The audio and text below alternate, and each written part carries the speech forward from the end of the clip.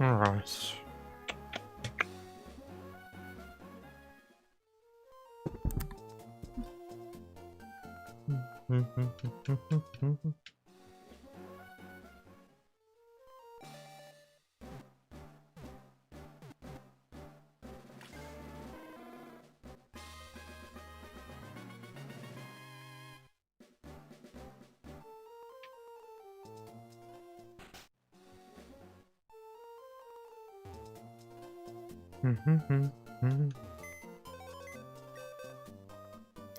If it isn't the man himself, Mr. Beaveries.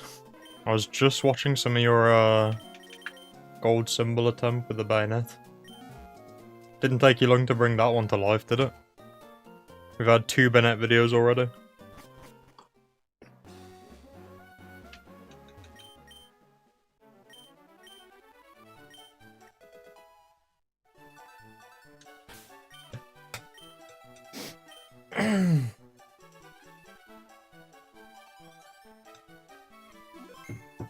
Yo, what's good, Blue? KT, greetings, greetings. Howdy, howdy, everyone. Welcome in, welcome in. I was gonna stream for a bit tonight, but then I saw Nighthawk had a scheduled stream at 11 my time, so it's gonna be like a little short 2-hour stream or so, and then we'll head on over to Nighthawk afterwards. You got done so dirty on your latest attempt? Do I even want an ovaries, or do I want to wait and watch it in the video? Am I spoiling it for myself by asking? Is it some quick claw shenanigans? It's surely gotta be.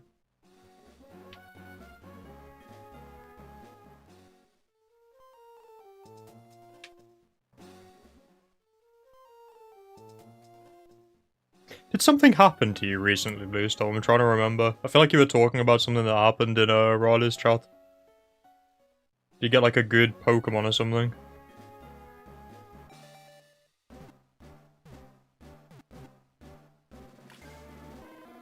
What's going on in the land of KT as well? What are you working on, KT? I feel like I watched a couple of your streams. What was the latest one? You were EV training something, right? I'm so bad. My memory is so terrible. Like, I watch these videos and then it's in and out.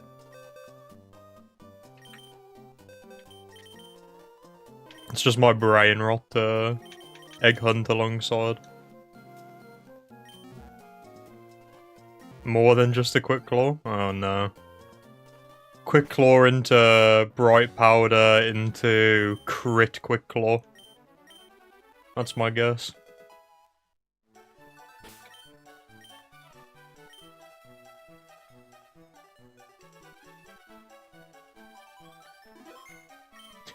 See, I wanted to say it was Latios KT, but I didn't want to remember wrong, because it was the Clefairy first, right? And then the... Is it like a quiet Latios it is, right?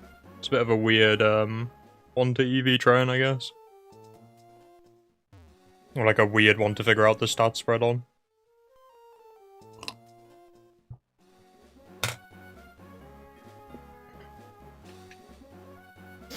Got a double bright powder miss? Yeah, I mean at that point, like the game just wants you to fail, let's be honest. Not a lot you can really do to play around double bright powder, I don't think.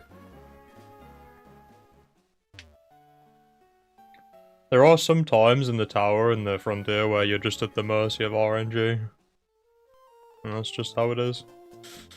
Unfortunately.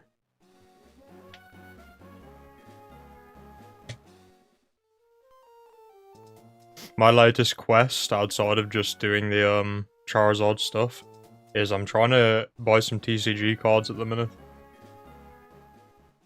And it's not proving to be as easy as I thought it would be, because everything I want is like hard to find in the UK.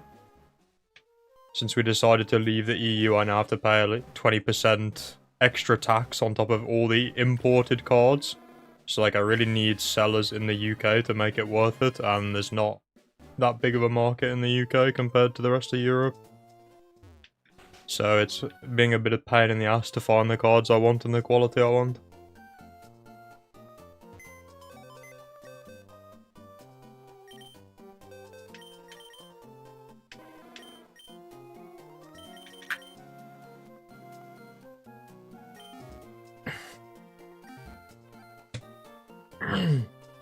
You've had triple focus band a couple of times.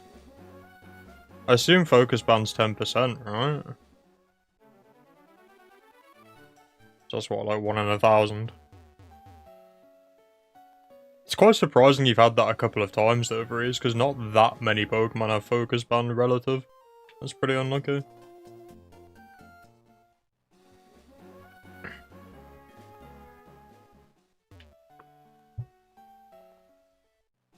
Yo, what's good, Shadow? How you doing?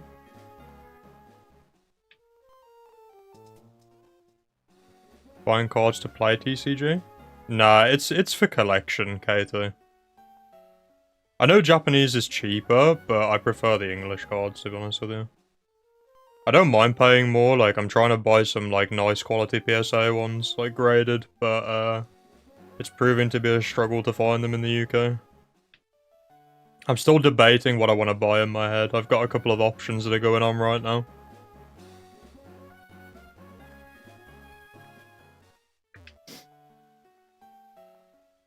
I want to buy something to, like, commemorate the team that I'm hunting now. And they all have, the Delta species variants. So I was trying to look for, like, the Delta species versions, but then they're really hard to find in the UK. At least, like, a nice grade. Like, there's quite a few, but a lot of them are just complete rubble.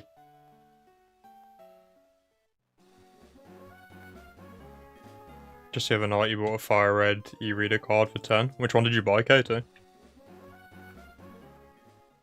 Just for collection, or? I assume it's for collection if it's that old, right? You can't think of anything funny. It's the same as always then, Speed.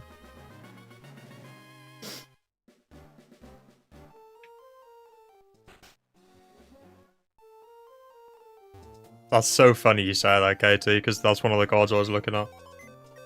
I don't know if I want the Metal Fire one, though, or if I want the EX Water version. So I'm debating it.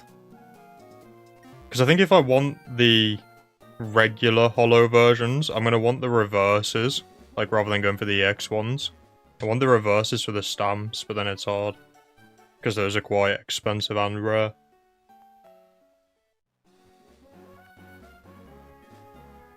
Good, taking a small break from Fire Red and Emerald. Yeah, fair enough, Shadow. What are you playing instead? Is it like another Pokemon game, or are you playing something completely different?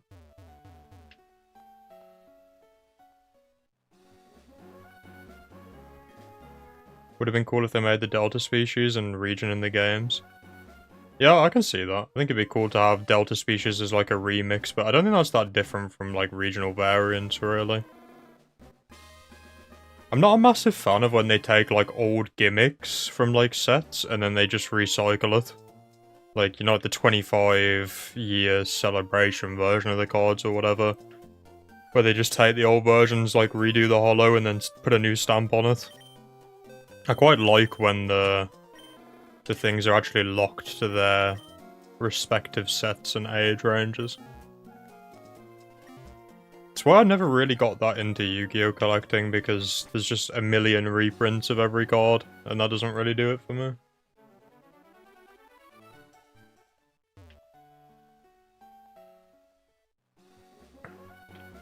Marcel Mathers. I mean, I'll give it to you, Speed, that was pretty funny.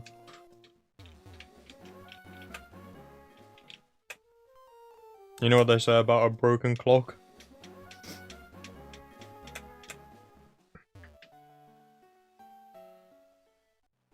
Palworld on and off? I never even tried Palworld. Palworld. Is it very similar to Pokemon mechanics-wise?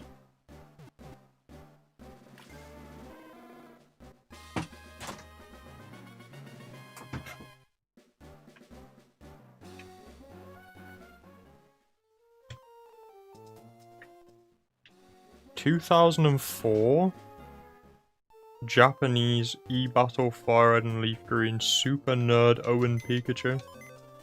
Well, now I'm gonna have to search that, aren't I, really? What's up there?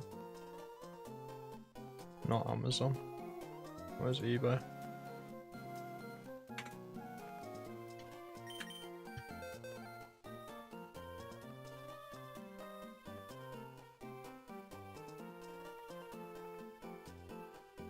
that one.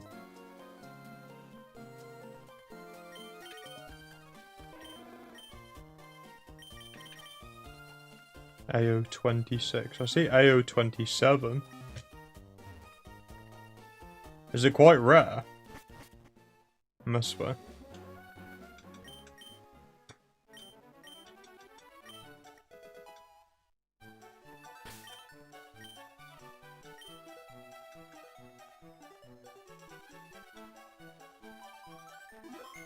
Palworld's completely different.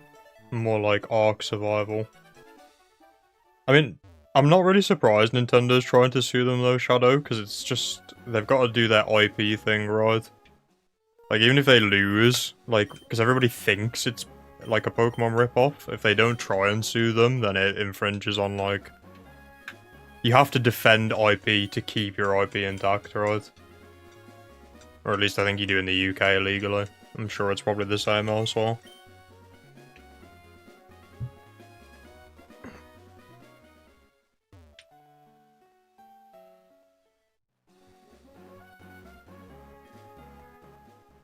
I mean, the only one I could find there, KT, was a graded one, so that's probably why.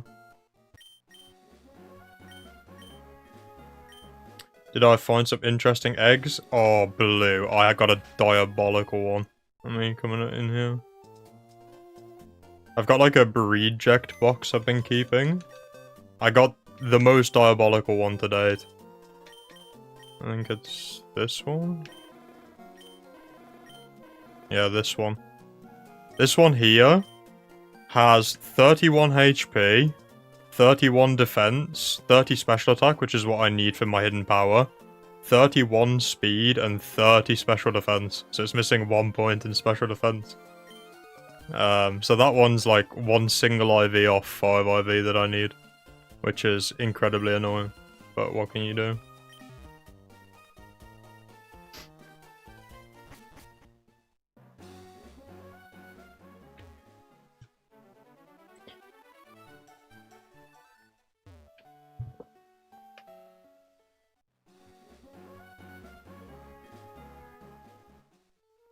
The thing is, when you do this for long enough, you get trolled so many times that you don't even really, like, expect it until it's confirmed.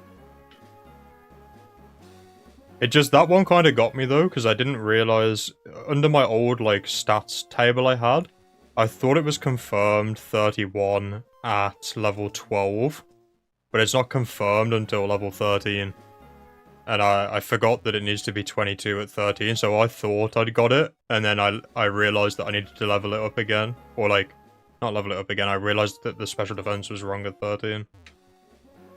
Which is my own fault, because I should have known that. I had the stats in the table, I just thought I had them memorized by this point. Yeah, it did, Katie. It's not hidden power grass. The way that I'm coping as well is I'm telling myself that me and Riley have been doing a bit of looking at the damage rolls on hidden power grass. Because the bulkiest Swampert, which is 2 out of 4 of the sets, it's not a guaranteed KO with the lower range of hidden power. Because, like, say I get all the other IVs I need, the attack alternates the hidden power between 68 and 70 base power.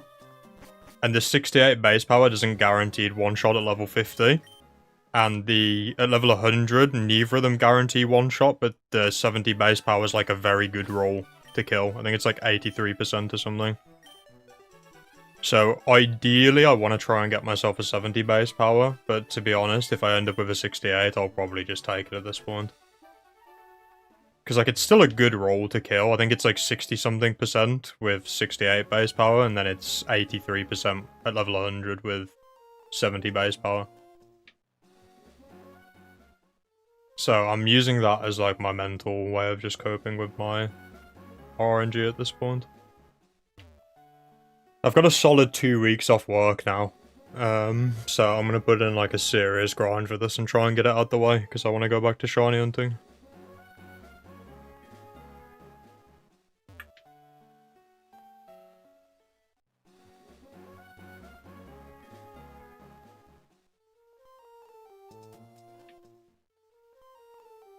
That doesn't surprise me, KT, though, because the The Swampert set in ADV is like very defensive.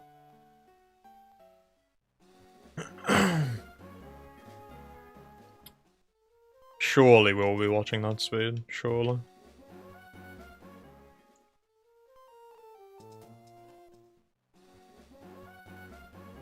You like how in the English release of Fire Leaf Green, the trainers from the e-reader cards are in the game natively? I don't really know a lot about the e-reader stuff, I'm gonna be honest. Like, I've never owned an e-reader, I've never owned any of the cards. Like, my knowledge of all that stuff is just ass. The only person I know that ever had any of those was, Charlie who we used to VC with, Jansen Man. He had... I don't know if he had all of them. I think he has all of them, right, Speed? I can't remember. But he has quite a lot of them, if not all of them. Force Master. Yeah, I was thinking of that. To be honest, Force Master and Jansen, I kind of confuse them in my head sometimes.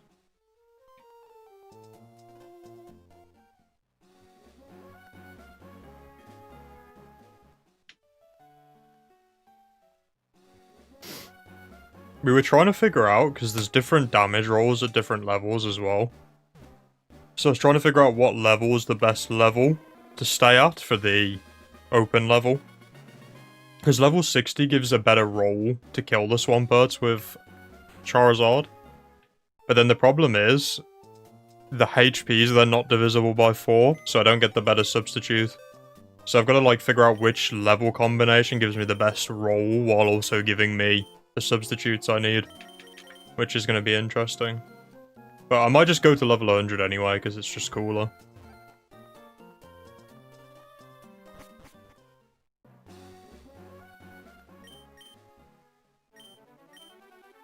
I've been plotting a team for the Charizard out as well, and I've cooked up something absolutely diabolical.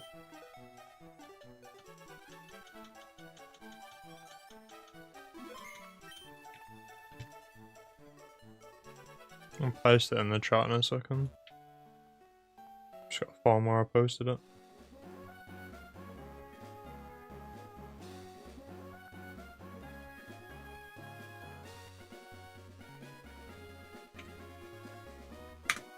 Oh.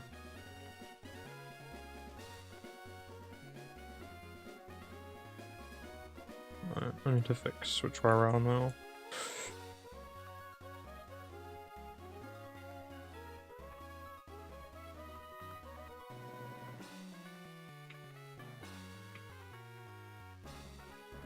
You'll probably like this team. Breeze.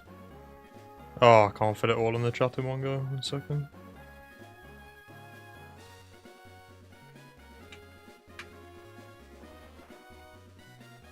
I was cooking up like initially I wasn't going to use a Sun team for Charizard, but I saw that quite a few Pokemon get weather moves, and I thought what would be so sick, I saw that Umbreon gets Sunny Day and Rain Dance. It started off when we were talking about Kingdra in the stream with Riley, Vreeze, and then I realized Sunny Day is on Umbreon, and then I thought about how sick it would be to have a slow pass Umbreon with like Sunny Day. So I was thinking, like, set up Sunny Day, and then rock minimum speed, like Sassy Nature, maybe with the Macho Brace even as a held item to half it, and then slow pass the Sun into Executor or into Charizard, depending on what's in. I thought that'd be such a fucking sick team. The only thing I've got to figure out is the order of the Pokemon, because the problem is, I need to get Charizard down weak to get Blaze activated as well, which is where, like, it'll really start sweeping in the Sun. So I think I need to lead Zard, get a couple of subs up to pre-weaken it, then go out into Umbreon, and then get the Sun up, and then Battle Pass back out into Zard once it's already pre-weakened, so I'm not wasting Sun turns using Substitute.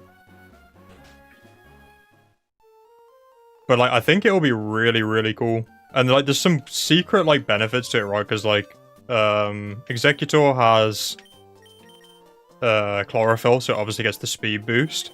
But then Moonlight on Umbreon gets a boost to 66% if you have Sun up. So it gets increased healing as well from Sunny Day, which I thought was kind of cool, but like I don't know if it'll be better than just having Rest to win one-on-one store battles. So I'll have to play around with that and see which one ends up being better in practice. But I thought that'd be pretty cool to get 66%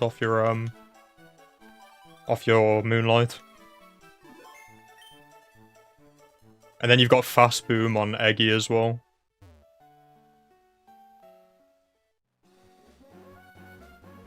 Yeah, I could do that. It's a similar concept though, right, Varese? Because, like, you set your sun up and then instead of booming, you just slow pass out.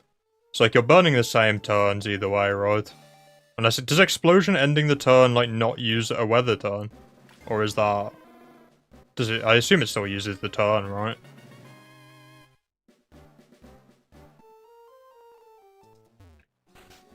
How am I doing 1 egg per Pokemon when you get the 5 IV? I kind of have to do it like this, Elegant, because I kind of messed it up. And I didn't realize I needed 30 HP to start with. So I got a Charmander that's male, Jolly, with the 5 IVs I needed. It's not the one I can use for the end product, because it's Jolly. But I didn't keep it as an egg, because I thought it was a breed check, because I thought I needed 31 HP. So I don't get the... I couldn't rehatch it on another game to get faster eggs. So I can't collect 5 eggs a lot of the time without the first egg hatching. So I've gone back to doing 1 egg at a time, and the only thing you have to do differently is you just have to release the egg every time. Like, you just save every time you pick up an egg. It does the same thing as doing batches of 5, it's just, I can't... I was getting a lot of scenarios where I was trying to collect 5 eggs without saving, and then I'd hatch the first egg before I saved. And it's just, that's kind of risky. So...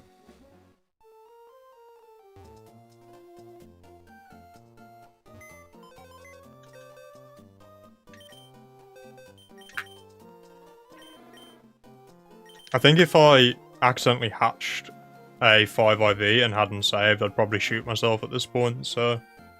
I just figured this would be a better way to not ruin my life.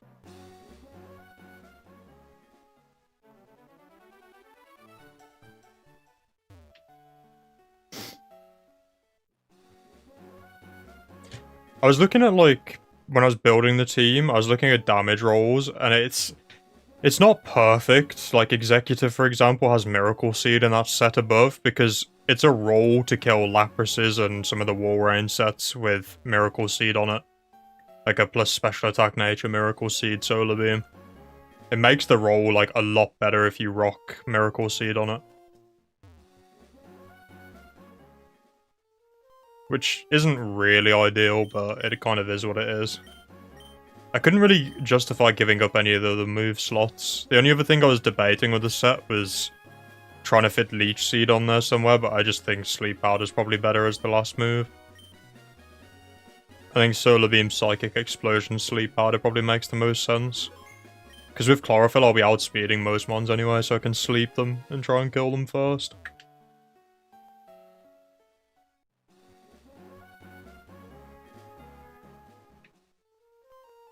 It does use a turn. Your opponent just doesn't get to move if you're faster. Yeah, true, Vreeze. I mean, it'd be a very similar thing, though. Well, it won't, because they can move that turn where I'm going out to the other Pokemon. I get what you're saying.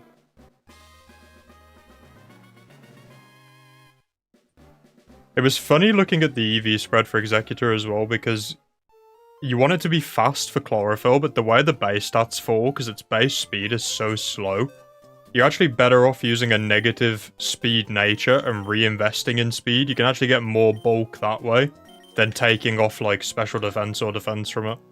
With, like, a rash or a mild instead. So, like, it'll end up being a quiet Executor, is the best bulk you can get out of it is running negative speed even though you want speed investment. Which is quite funny.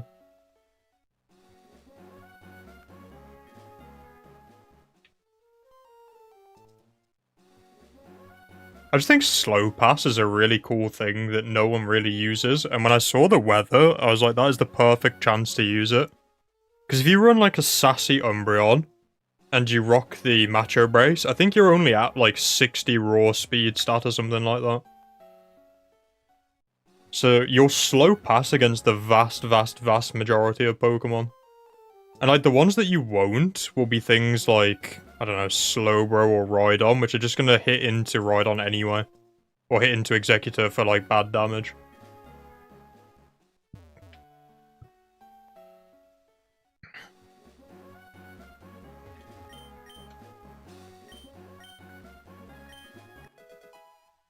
When you got the notification, you thought, I wish, Shadow. To be fair, I've got a nice little break now, so I'm going to put in a good grind and hopefully I can get it before the end of the holidays.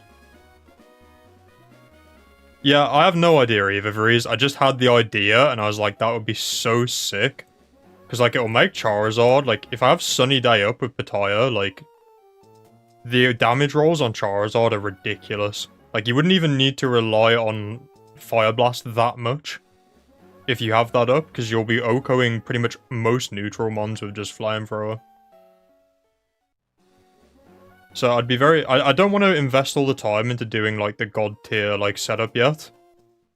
I think it's one of those ones where I kind of want to build just a regular team to try it. Like, once I've got the Charizard, maybe, I'll just build a normal, like, non-shiny Executor and a non-shiny Umbreon, and I'll just test it first and see if I want to invest. Yeah, I agree, KT.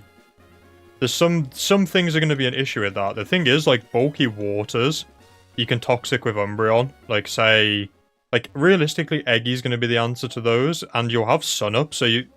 Charizard's not bad into the bulky waters anymore, because you'll have Sun Up, which is halving your, like, water damage. And then, I obviously have HP Grass coverage, which covers a lot of the waters. The big problems are, like, Quick Claw, Lapras, or, like, Walrein, I guess. Because even like a super effective hidden power is not doing a lot to them. And maybe some like thick fat Pokemon could be problems as well. I don't think bulky waters would be like the worst thing in the world for the team. I think where the team might suffer a bit is against some of the OHKO Quick Claws.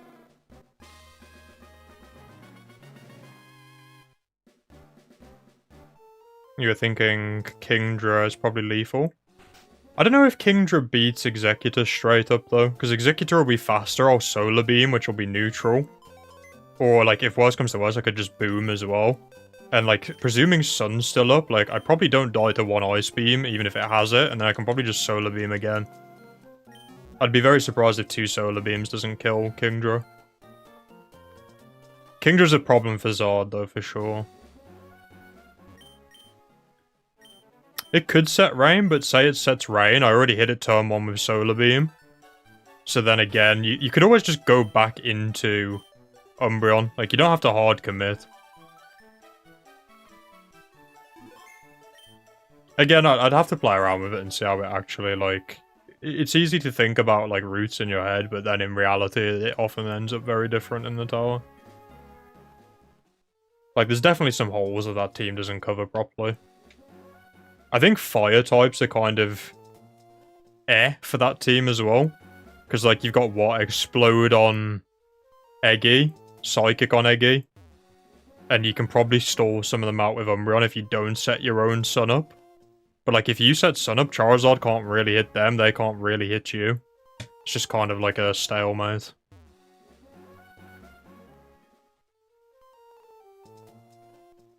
I just think the idea of Slow Pass, I never really thought about using Slow Pass like that before for weather setting. So I just built the team around the Sun, really, after that. Like, I knew I needed Umbreon for Slow Pass Sun. So then it was just figuring, and obviously it made sense if I could Slow Pass Weather to use the Charizard since I've already got it. And then Eggy just seems like a good fix. Obviously it benefits from the Sun, it deals with the waters that Charizard doesn't really like.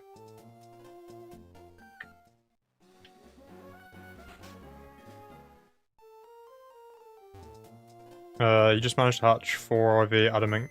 HP Ghost's really good, Julian. It lets you hit, like, Claydol. Which Flygon can't really touch outside of a hidden power. Like a bug or a ghost. Also lets you hit a bunch of the, flyers or the levitators, I guess. Like all the ghost levitators, like you're not really hitting, Gengar that hard without a hidden power. Which is nice to have ghost for, actually. I would say Hidden Power Ghost is probably one of the better hidden powers you could have got for that.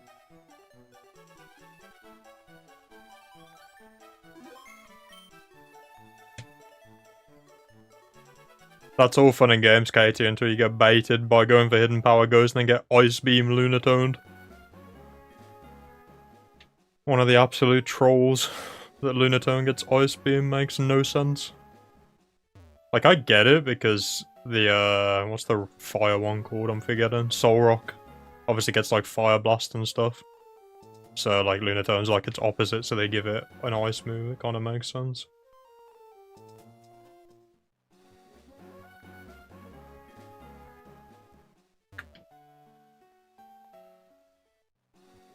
Celebi often enjoys being powered to slow pass. I mean, that makes a lot of sense though, KT, because Celebi can just swap out, like, when you pass, right? Like, you're curing with Natural Cure. So that doesn't really surprise me that much. And obviously Celebi's bulky as shit.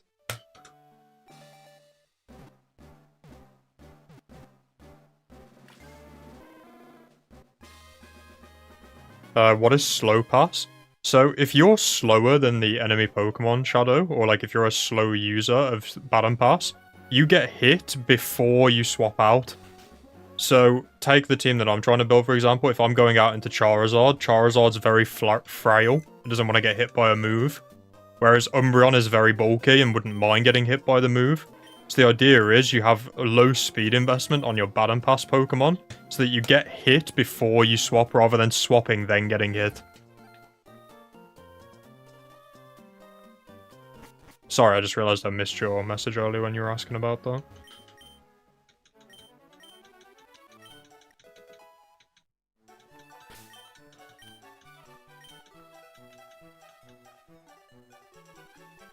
Celebi versus Celebi is sometimes tricky. Slow passing to a better Pokemon. Yeah, Celebi's kind of just annoying as shit, to be honest, KT. Like, just Leech Seed spam, like, random ability to have Swords Dance every now and then with Baton Pass. Perish Song, it's just kind of an odd Pokemon. Hard Pokemon to play around for sure. Recover spam, like... It's definitely a Pokemon.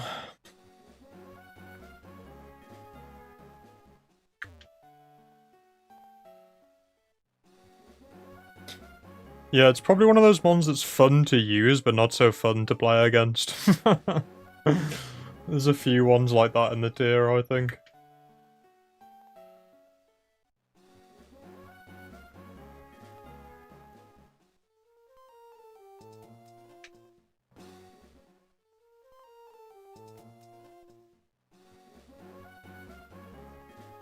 I need to stop thinking about, like, making new teams and new Pokemon, though, and try and actually, like, you know, finish what I'm currently working on for once.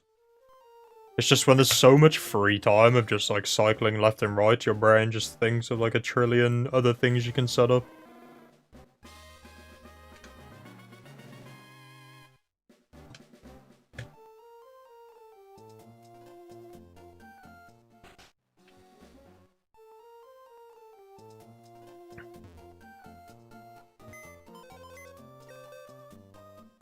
I'm kind of glad Celebi's banned in, like, that archetype, like Celebi Jirachi.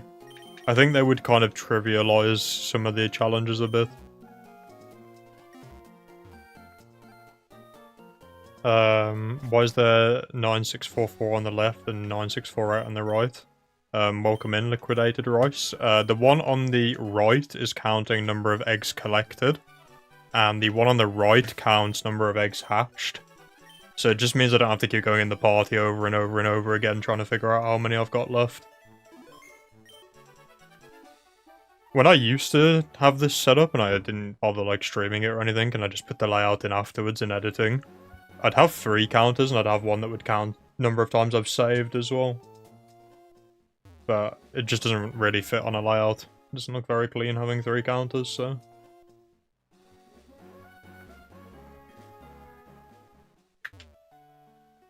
I'm just lazy, is the long story short.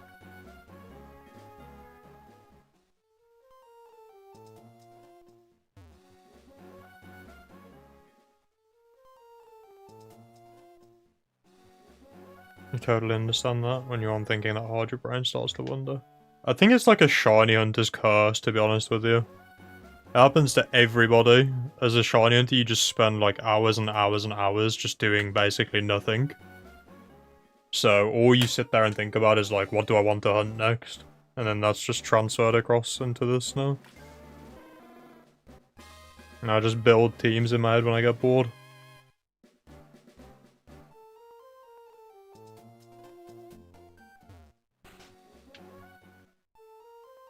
Yeah, Jirachi would be horrible to play against KT. You'd just be getting, like, abused by Serene Grace, like, burns, paralysis. Just a ton of hacks, even more than there already is. Plus Jirachi's just silly bulky, so...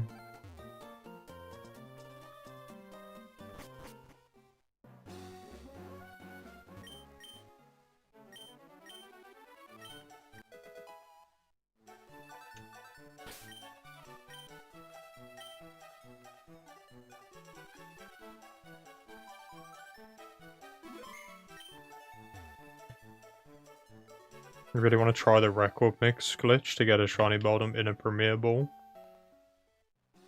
So, in the end, it works, right? Like, you can recatch your shiny, but it's just the same Pokemon. So if you wanted to, you could recatch all of your Pokemon in a different Pokeball, right?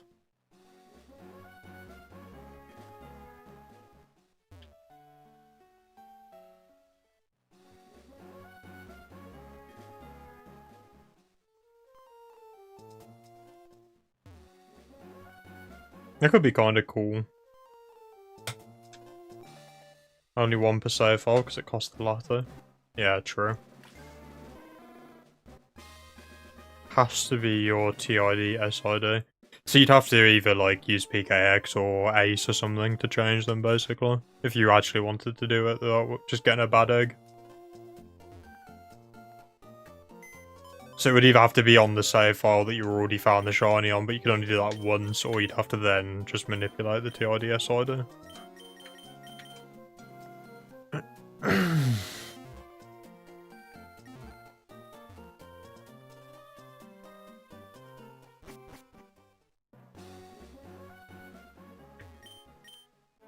You're so funny, Speed Twister96. How did you know that I have in fact gotten random shinies while doing this? I'm actually overdue another shiny, technically. Like, I know I got very lucky at the start, but it's been overodd since the last one. Which is some extreme cope, considering I've had two in this number, but...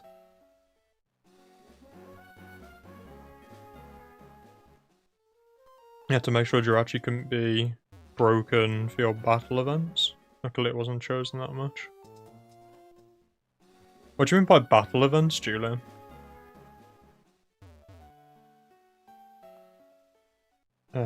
You trade my shiny to you, record mix with you, and fight your trainer with my shiny. Okay, gotcha. Makes sense. Is your plan here to stockpile Charmanders with HP grass and use box to shift them around games till one shines? So the way I do it, Julian, is once I've got a 5i, it's one egg that I'm chasing, so I'm chasing one single 5IV Hidden Power Grass, Charmander, Timid. And then I basically have a Ruby Sapphire, and I have a GameCube with a Game Boy player in it, which is what I'm streaming from now. And the idea is you trade the egg to that save file, you hatch it in that save file. If it's not shiny, you trade it back out to just a spare game to hold it in. You restart the game, and then you play through to where you can trade the Pokemon again, trade the egg back in with a new TID, SID, hatch it again, and rinse and repeat until it's hopefully shiny. It takes forever, but...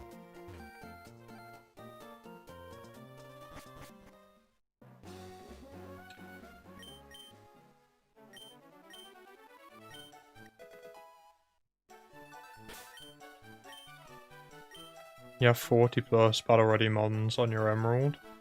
Clone them to another game, let your game club choose 6 for each game and battle. 1 Uber per team, no more than 1 mon with explosion. Interesting. Then you connect them to Colosseum. That's pretty cool.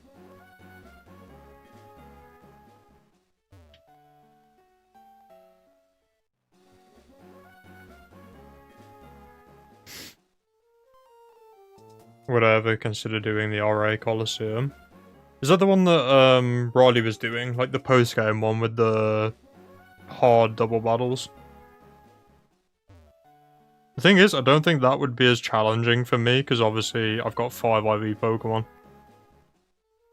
Compared to trying to use, like, your playthrough mons that have, like, scuffed IVs, scuffed natures. Plus, like, my Pokemon are a bit more, like, meta, you know what I mean? Like when you compare, like, a Shedinja that dies to anything to, like, a fat Snorlax or something.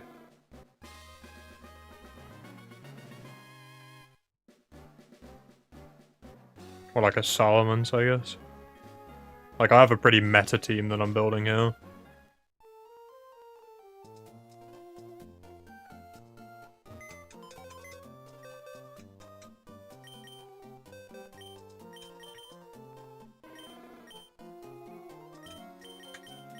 Yeah, Mount Battle's not very hard at all, KT.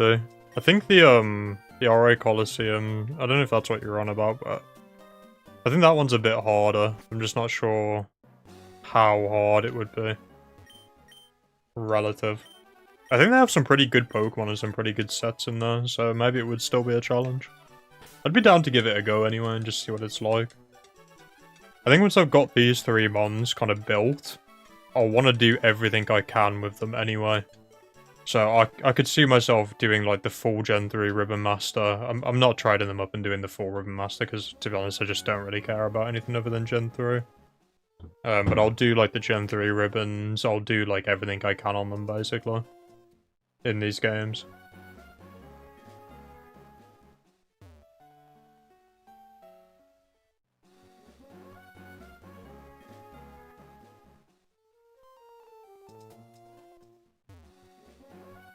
I tried KT, like I shiny hunted a Chimchar in Platinum like years back.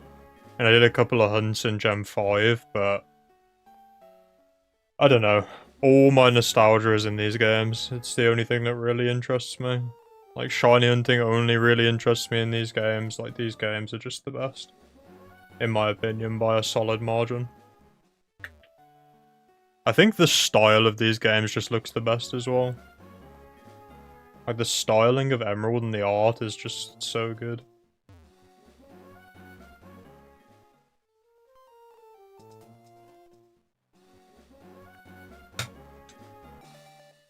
You've been thinking of looking into those? You need to play XD, but you beat a Mount Battle and got on the Ho-Oh. Yeah, I haven't done, I've never played... Well, I played XD when I was a kid, but I haven't played it as an adult. And, like, I don't know the story or anything. It's one of the few games that I still need to pick up for my Gen 3 collection.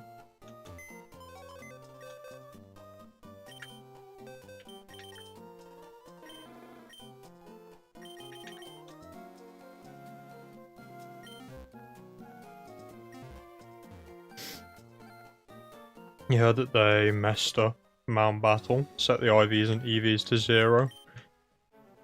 The thing is, the levels just kind of trivialize it a bit, right? I think part of the reason why the RA Coliseum's a lot harder is because they're level 100, right?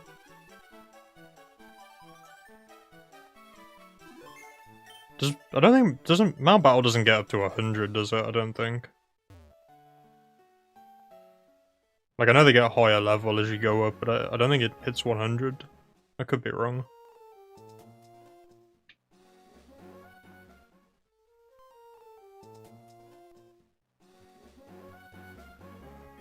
Colo and its sequel are your favourite from Gen 3? You love Gen 3 a lot. You have to play Gen 5 or 6 or a bunch of the newer games. Yeah, I can't ever see myself leaving this gen. Because as a shiny hunter, there's so many hours of targets that I still want to hunt in this game. And now that I'm getting into the Battle Frontier as well, there's so many teams that I want to build and ideas that I have for stuff like that. I just don't ever see myself really leaving Gen 3. I don't think I ever posted a picture either, but I modded my GameCube recently. And I decked it out for Emerald specific vibes. It's like I blacked it all out, and then I soldered in a new LED into the top so it's green. I'll have to post a picture in Riley's thing. There's someone typing there at the minute. I'll let him get his sentence out first.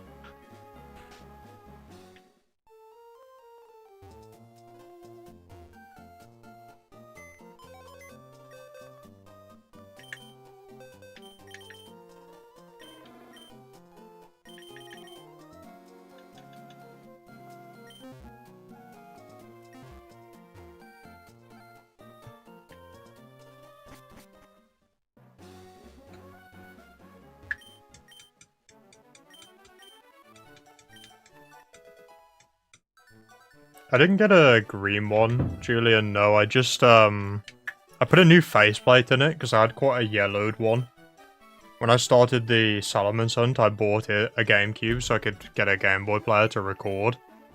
But the one that I bought, because I bought it from like a local retro store, it had quite a yellowed faceplate on the front. So Speed sent me his spare black one. It's like a 3D printed one. So it's just blacked out. And then I bought a third-party Wavebird receiver. Or a third-party Wavebird, like a Chinese one. That was all black. And then I took the legit internals out of my Wavebird receiver and put it in the black shell. So like my GameCube's like completely blacked out. I'll post it in Roddy's chat room if you wanna have a look. Where's my phone?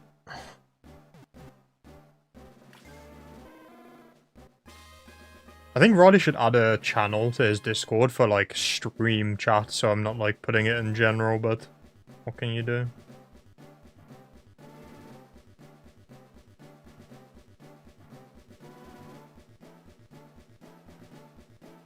I just posted it in his general chat. I just kind of blacked it out, really.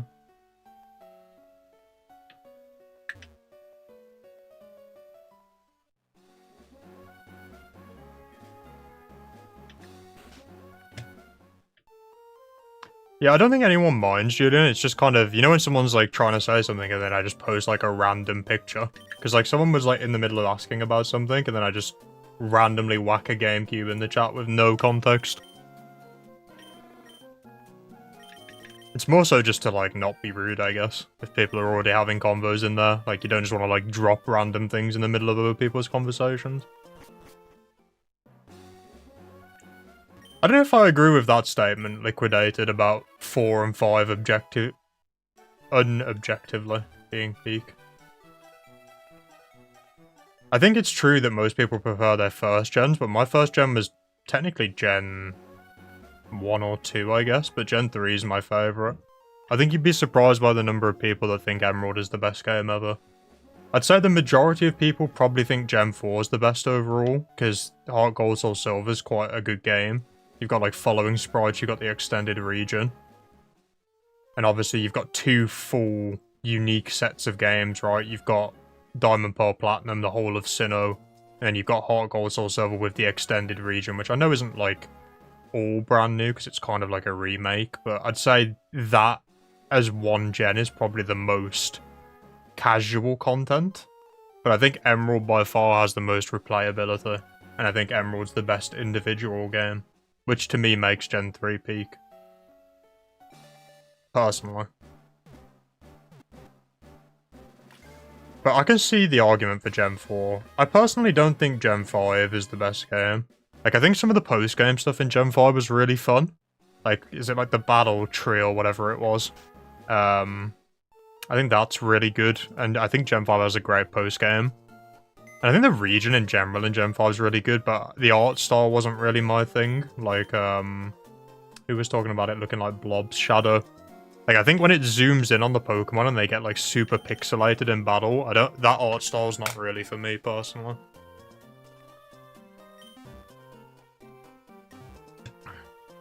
I think Gen 3 to Gen 5 is kind of the peak of Pokemon, in my opinion. And again, everyone's going to have their own take on that because, as you say, a lot of it is painted by what's your starting game or the game you played the most as a kid. I'm not thinking of Battle Subway Shadow. It's the one where it's like... Is it in the White Forest? No, it's... I don't know what it's called. It's like a battle... It wasn't the Battle Subway. There was something else where you get like a shiny Haxorus or something. Or like... No, like a shiny... What was it? Shiny Dratini, is it, when you win, or something like that? Does anybody know what I'm on about? Am I just, like, chatting complete shit? There was, like, somewhere where you get, like, a Shiny Dratini as a gift if you make it, like, a certain amount of battles through. Let me Google it. I thought it was, like, a tree or something. White Tree Hollow. Yeah, it was a tree. I just had the wrong... Yeah, White Tree Hollow. That's the one. I was halfway there, kind of. Not really. I was some of the way there. It's good enough. I had a lot of fun playing those battles with a random Azelf. I don't know how I ended up using an Azelf for that, but I did.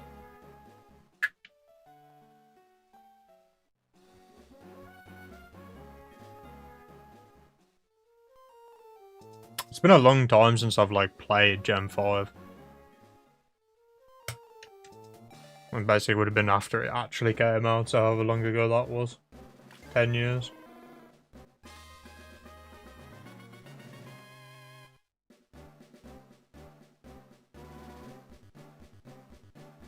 Gen 4 is fun. You think at some point you want to send clones of your Gen 3 mons up and do battle rev? Yeah, I could see that. I think I'm a big advocate of cloning your mons if you're gonna send them up. I think it's very easy to send them up and then regret it afterwards.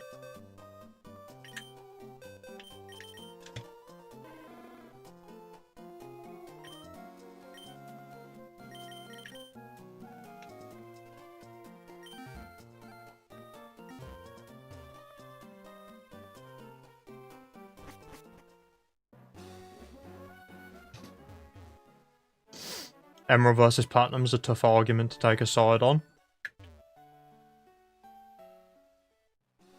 I kind of agree. And I think there's arguments between Gen 3 and Gen 4 between how competitive the games are. Because, like, Gen 3, you haven't had your physical special split yet. So a lot of Pokemon are kind of handicapped by that. But by the same measure, a lot of mons that would have become obsolete later actually have, like, a weird niche in Gen 3. Because, like, some of the Pokemon that would be a lot more dominant aren't dominant because they don't have the splits. Thinking things like Gyarados aren't really as... Gyarados is still good in Gen 3, but it's not as defining. And then, like, in Gen 4, you get this kind of spreading of coverage moves where a lot of Pokemon get a lot of better coverage moves. Which makes it... I honestly feel like Gen 3... battle facilities are more fun because Gen 4 just becomes a competition of, like, you need to be fast with good coverage and you're just trading Okos every single time. Sounds like a, yeah, like Katie said, it's almost, I don't really want to say it's a power creep because it's not quite that extent as the new games yet.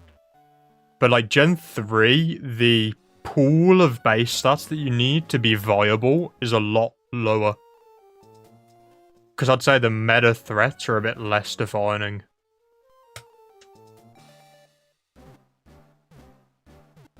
More Pokemon are more viable in Gen 3 is the way I would say it.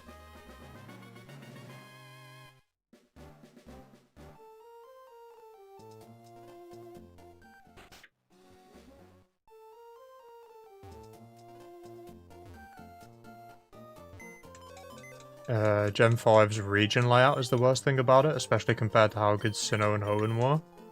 Again, it's been so many years since I've played Gen 5. Is it just like a big loop, right? I feel like it was just like a big circle, right? Maybe I'm being stupid, or like a big square, like the map.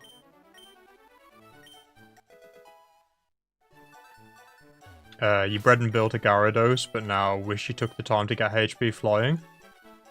Do you know which hidden power you ended up with, Julian? Because you don't have to necessarily use hidden power flying. Like, I think one of the meta sets in ADV runs hidden power rock, maybe, on Gyarados as well. Like, you don't necessarily have to have hidden power flying. I'd say it's better to have hidden power flying than return, just because it actually gives you some super effective. And, like, it's not... Flying's not really resisted by that many Pokemon. Like, what even resists flying? Electric and steel. Which, a steel type, you're going to be using Earthquake anyway. Probably, unless it's like Scarm.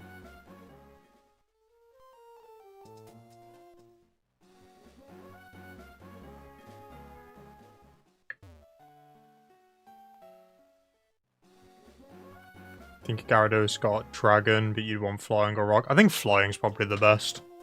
Still, just to have Stab. Like, Return's not bad, though.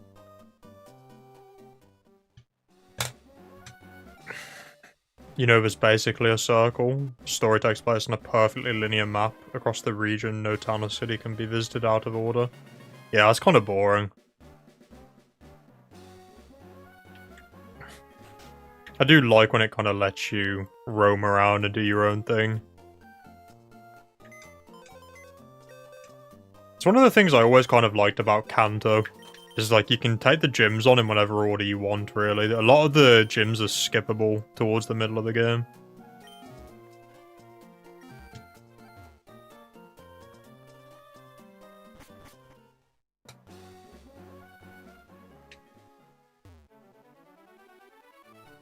In Power Rock's good, but you miss a lot of Okos you want. It's funny you say that, KT, because I was looking at... Obviously, I'm going to build a Metagross at some point, which is why I was farming those Dittos. And then I had the thought of... Because I think the end moveset I'm going to end up with is going to be Meteor Mash, Earthquake, Rock Slide, Explosion. And then I was looking at it, and I was like, ooh, maybe I could run Hidden Power Rock over Rock Slide. Because you're not outspeeding a lot of flying Pokemon anyway. And then I was looking at the damage rolls, and like against the things you want to Oko, like Zapdos, it like just misses the benchmark, which is kind of depressing. I was really hoping it would be like solid, and then it would be worth, like another thing worth getting IVs on. Did you get a Ditto with 3 perfect IVs? I did, Blue Storm, so I've got an Adamant one that's 3 IV. My third IV is HP though, which isn't ideal, but still makes the odds a hell of a lot better for a 5 IV. And it takes a lot of time to get a 3 IV, and I got very lucky to get one that quickly. So I'm probably going to keep that 3 IV one for when I'm trying to do my 5 IV. Yeah, it's still pretty crazy. I got a couple that were like 2 IV and 30 in a stat as well, which might be useful for some hidden powers on some stuff. And it took a lot of time to get to that point, because like I caught, I don't know, 3,000 or so Dittos when I was doing the Timid one. And then I caught maybe another 3,000 or so when I was doing Adamant Sync. So it took me about 6,000 Dittos to actually get a 3 IV one. But the odds are a lot worse than that.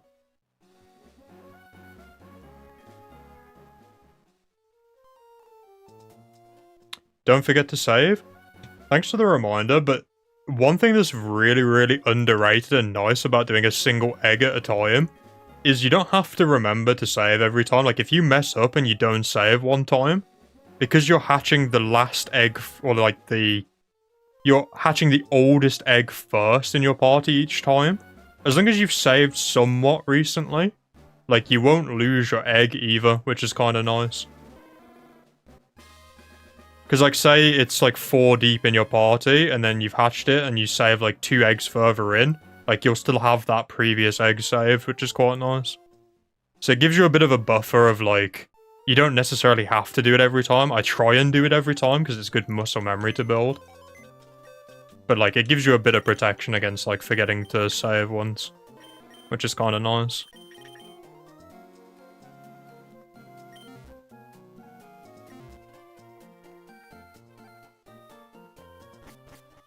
Yeah, I think I'm definitely going to take it blue, because the amount of time...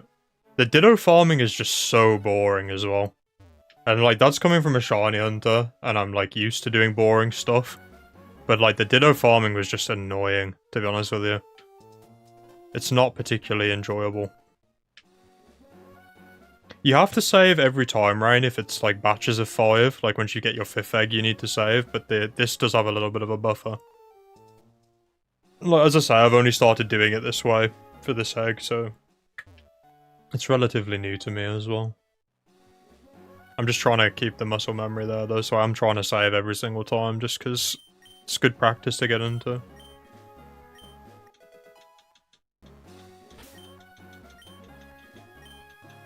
HP Rock's only worth it if it's stab.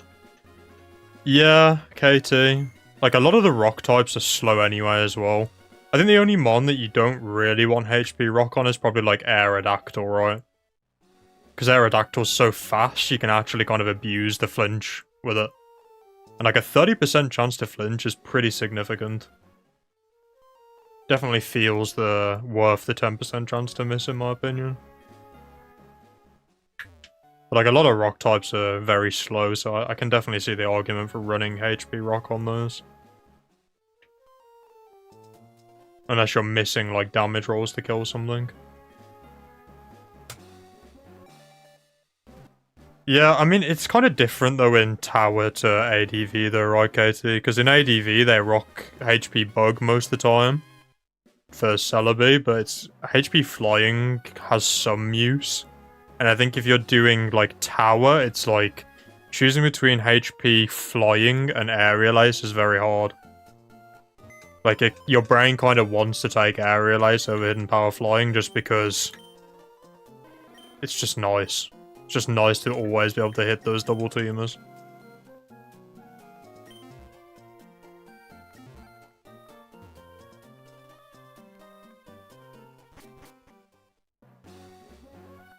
Yeah, I don't know, Reese, to be honest. I think if you're going for a really, really long streak, I don't think I'd use Aerodactyl in the first place, to be honest with you. Like, it's really good with Choice Band, but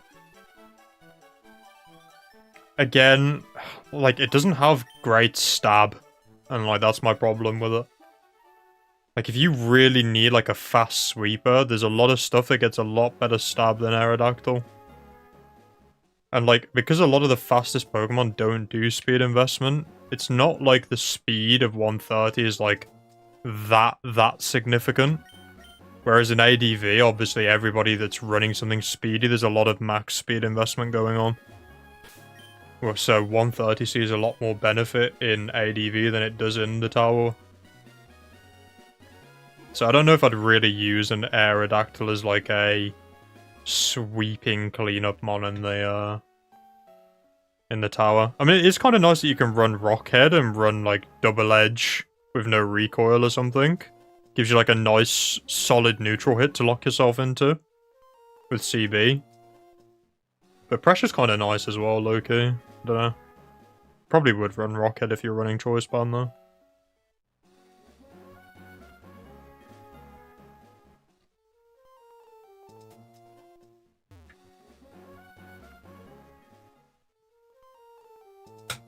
If you're bad at passing stats onto it though, Vreeze, like, a lot of the time you can bad and pass speed anyway, right?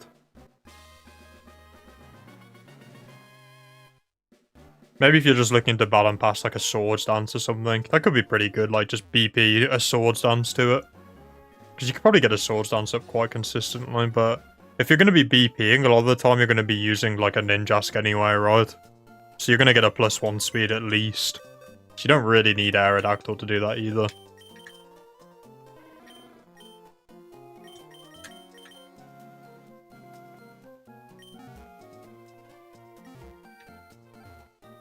You need to complete your Gen 3 deck, so only 80 mons on that save file. Yeah, that's true. To be honest, my main save file was Fire Red. Before I got sucked into the world of Emerald, and now Emerald's the only game that really feels like it matters to me. I don't think I've played, since I got really into Emerald, I don't think I've actually, like, shiny hunted or touched Fire Red. It feels like a bit of a incomplete game compared to Emerald.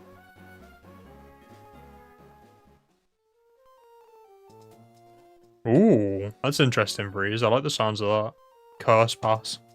That could be cool. You'd have to get a few boosts up, though, because if you're not running CB, you need at least another curse to get back to the same attack stat you'd have from losing CB, right? Plus, like, a lot of the stuff that Oko's Aerodactyl, now that I'm thinking about it, it's going to be special attackers, so I'm not sure if I fully agree with that, actually. Because, like, I'm thinking, like, water, ice, electric are probably all scarier than physical attackers. Like, a lot of physical attackers, Arrow's gonna live one hit. It's probably the special side it's a bit weaker into, so Curse probably isn't the best thing for it. Like, it helps into rocks, like Quick Claw Rockmons, like a Rhydon or something, but I don't know. I feel like that's not the best PP mon.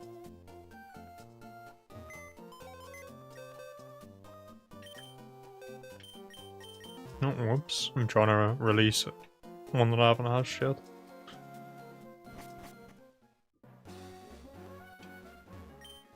There is a battle tower shadow, but it's just like rubbish. I'm trying to remember. Is it even called the battle tower? What's it called? I can't remember. It's on the Sevi Island somewhere. I've never done it, to be honest, though. I don't think it's like the same format. I'm not entirely sure how it works, to be honest. Trainer Tower, that's the one. Yeah. It's kind of rubbish, though, really. It doesn't quite hit the same as the battle tower, does it, really? The only arrow set you know of that prefers pressure is the Sleep Talk Roar. Yeah. I don't know about that one, Katie. That's kind of a niche set beyond all niche sets.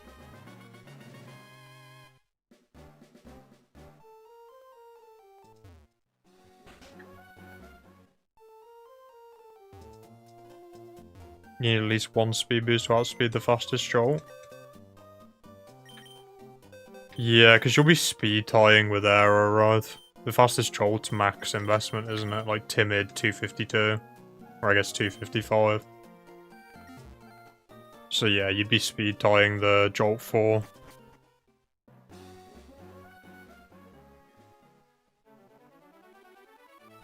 And I'm guessing like a Jolt 4 probably Oko's arrow as well, right? If you don't... Well, I mean, it definitely Oko's arrow. I think arrow's really good as just like a CB non-boosted mon. I think that's where it shines the most, is just a CB late game cleanup rod. Bit of a revenge killer. It's got enough punch to kill something that's been weakened a little bit every single time, pretty much.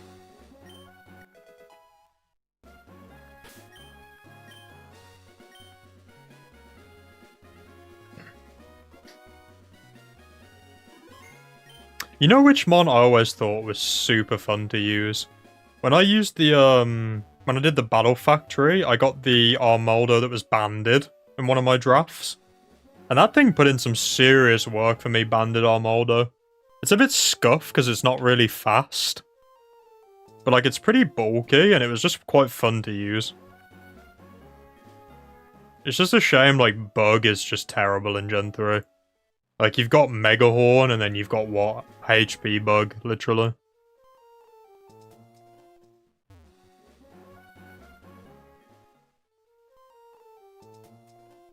Yeah, it's not the same as, like, fighting people either, where they're swapping Vries in, like, ADV. Banded Arrow is still really good, though. Like, I've seen, LRXC use that a fair bit, and it's definitely really solid still, even in a 3-mon format.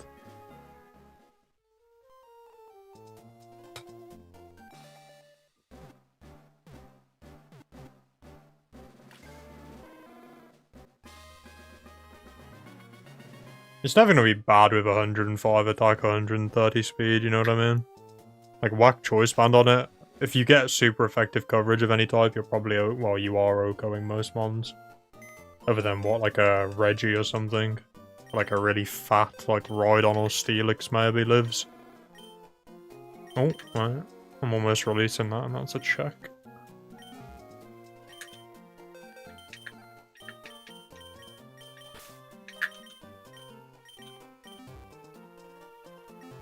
Yeah, I've got a shiny Scyther Vries that I bred. It's Jolly with Silverwind egg move, and I've never done anything with it.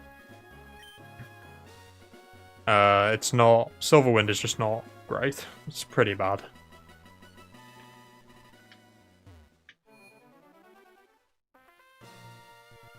I've never done doubles yet.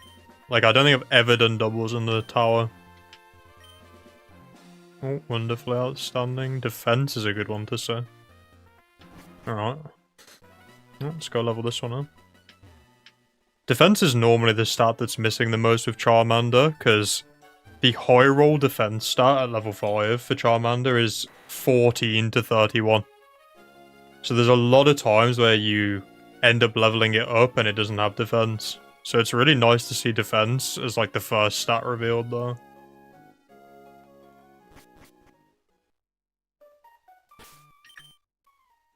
One thing that always surprises you is Marowak's actually good. It's like a canon event to think Marowak's bad, and then do the Emerald Frontier, and then actually realize Marowak is crazy scary. It's a canon event whenever you start doing the Battle Frontier.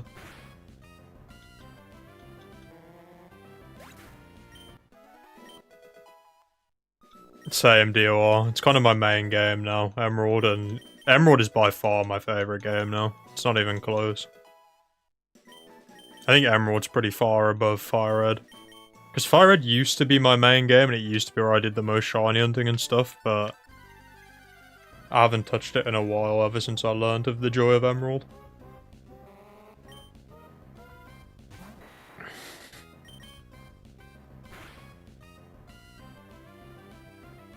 I'm really excited to watch Riley's team. He's gonna realise how long it's gonna take to actually shiny hunt them all though.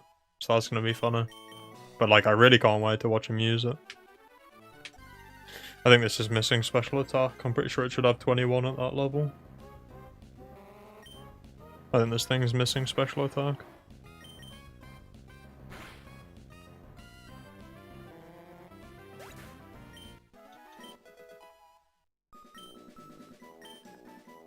Yeah, we're missing 1 point in special attack. Let's see if it has HP. Just for sadism purposes.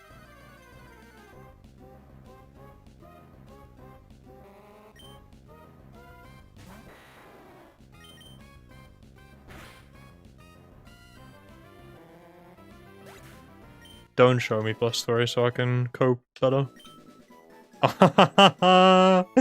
Oh, that's not what you want to see, is it, really?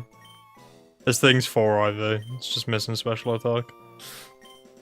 It's got 13 HP, which is what I need. That's depressing.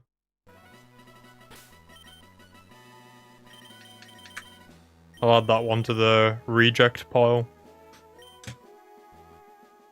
I really shouldn't level them up to 13 and just live in ignorance about the HP, but I like to just hurt myself like that.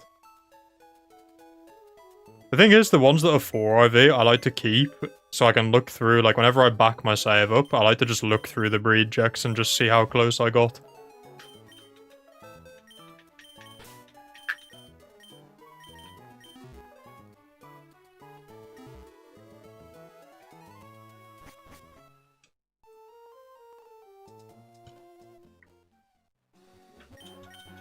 I've got 2 more weeks, we got plenty of time to keep on hunting.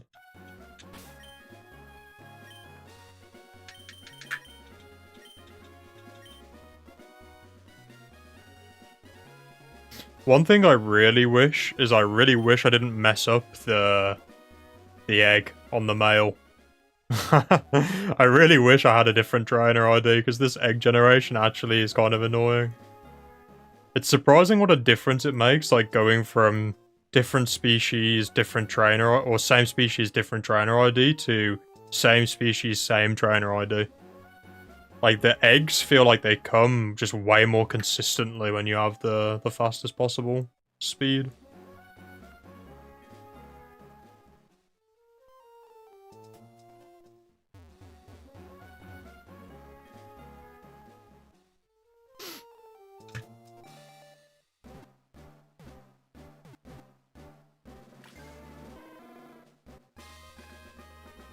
Would it be worth saving a breed check to hatch on another OT? No KT, and the reason for that is because all of the breed checks have the stats that I need at level 5, which means they're based on a timid stat spread.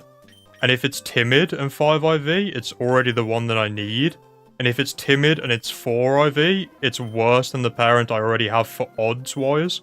Because the male parent I've got in there is already, like, perfect. It's just the wrong nature. So, like, the male in there's 30 HP, 30 special attack, which is what I need for my hidden power. And it's 31 defense, 31 special defense, 30 speed. I just lost the nature coin flip on it. So I'd be lowering my odds by a fair bit if I was to use a 4 IV with a different trainer ID. No, it's no problem, KT. Feel free to ask away. I've been doing a lot of eggs for a lot of time on this file now, so... There's a big learning curve at the start. Like, when I first, like, decided I wanted to start or try figuring out how to do this, like, the learning curve is kind of crazy at the beginning.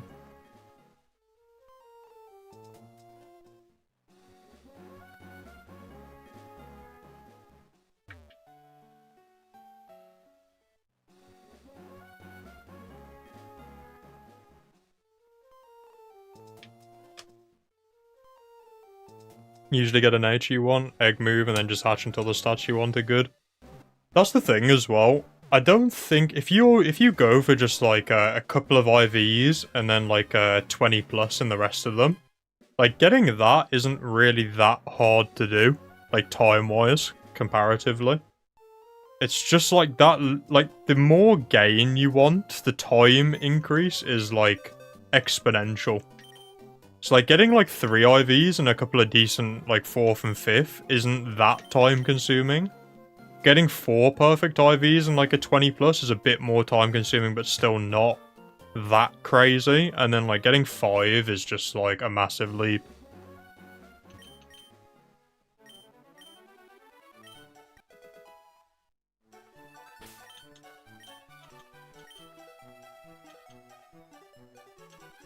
Yeah, blue.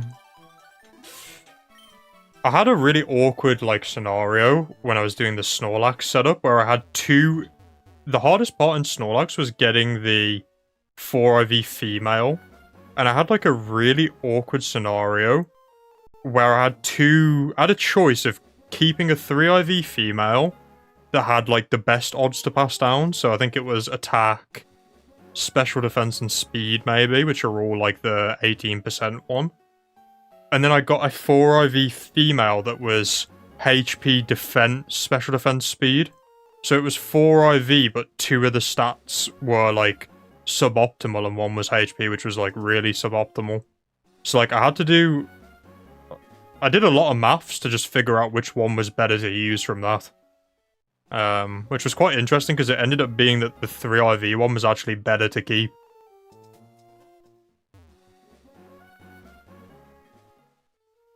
And, like, there was no resource to figure out, like... I hadn't found the online calculator by that point, so, like, there was no resource for me to use for that.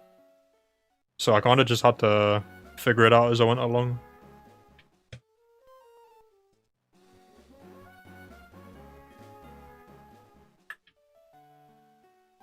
Passing down RVs you've never understood, and even watching your vid, yeah. I mean, only in your best case scenario, KT... You're passing down 3 IVs. So, even if you get your best case where you pass down 3 perfect ones, you've then still got 2 lots of 1 out of 32 rolls to win, basically. So, yeah, the odds are just, they're pretty ass, to be honest with you. And then you add your nature coin flip on there and it gets even worse. And then if you need an ability, it gets really bad.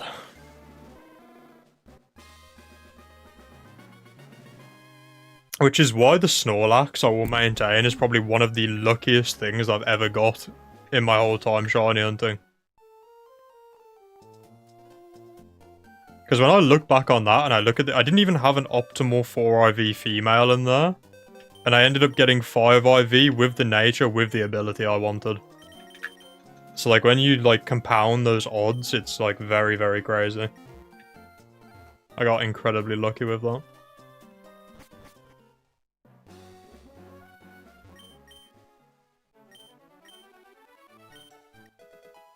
Just saw the GameCube. Yeah, good stuff. You want to change the light color in yours to blue. install lights in the controller ports. Yeah, I've seen that mod as well, Julian, the ports one. I'm not normally a massive LED person, like I don't have any in my like room or anything. I kind of like the to black out where you can. Like, I guess I could take the LED out of my GameCube, but I quite like the green because it matches off with the emerald.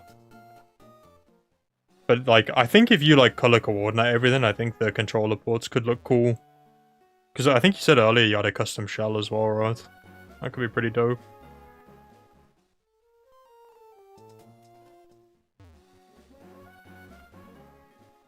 Usually end up selling for 31 in 3.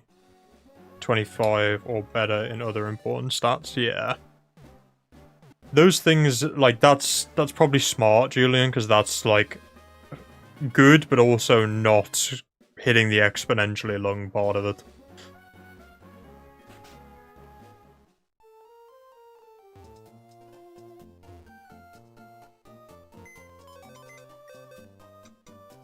You built a tool? I mean, there is an IV calc, but I'm not sure it completely works.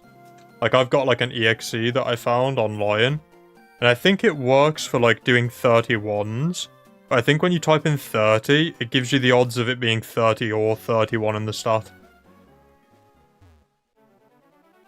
So, like, I do already have a calculator, I'm just not 1,000,000% sure it's accurate. And I'm not smart enough to know if it's accurate, because I'm not smart enough to do all that maths by myself. Because, like, you end up with the chance, there's, like, obviously odds you have to factor in there as well, of just, like, not inheriting the stats, but it, like, randomly rolling to that stat as well, which is where it gets, like, way past my ability to do maths.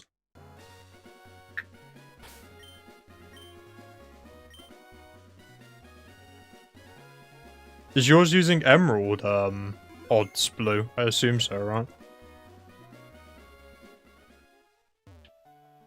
You spent forever hatching your cursed Lax and he's far from perfect. Yeah, Lax is a pain in the ass. All the 10k egg step mons are just, like, horrific for trying to get, like, crazy good IVs on. It just becomes very, very time consuming. Is it like an EXE blue? I'd be very interested to see if it gives me the same answer as the calc that I already found online.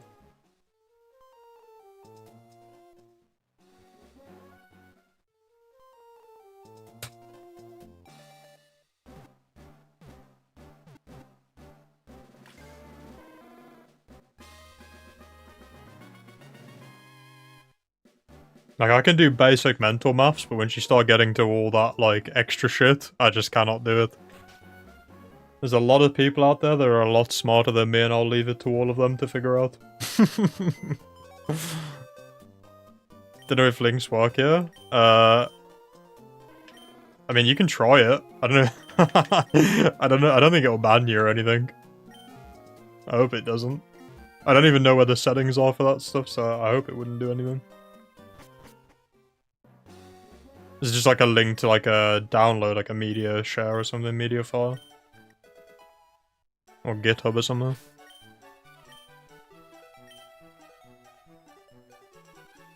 You can always add me on Discord as well. I assume you're in Riley's Discord, right, Blue? I don't know if you are or not, actually. Have I seen you in Riley's Discord? Are you on Discord, Blue? I don't know if I've seen you or not. Unless you have a different username.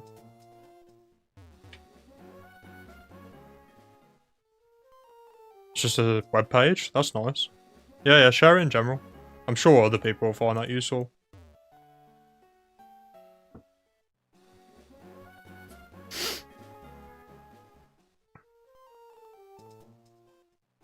I'd be very, very interested to see if this calc I found on the internet is accurate.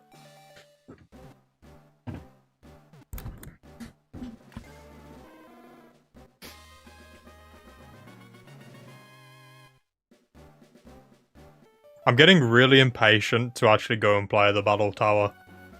Like, every single time I watch Breeveries and I watch Riley, I just get even more, like, impatient to go and play it myself.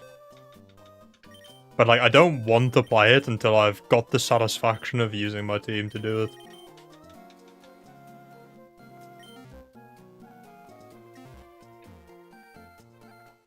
I feel like the meme of like Squidward in the bathroom looking out at like everybody else playing.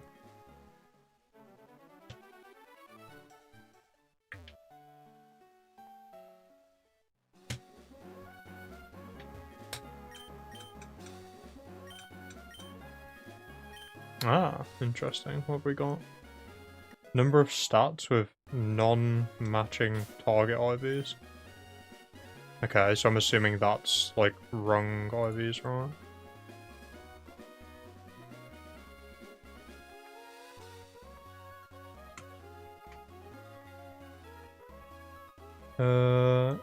Select target stats.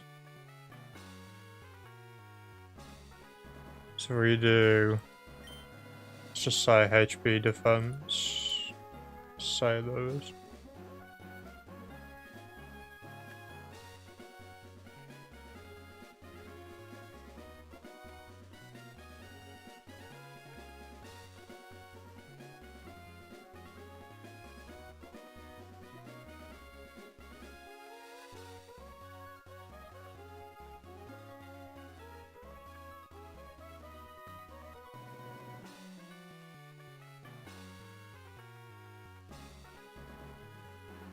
Am I being stupid here?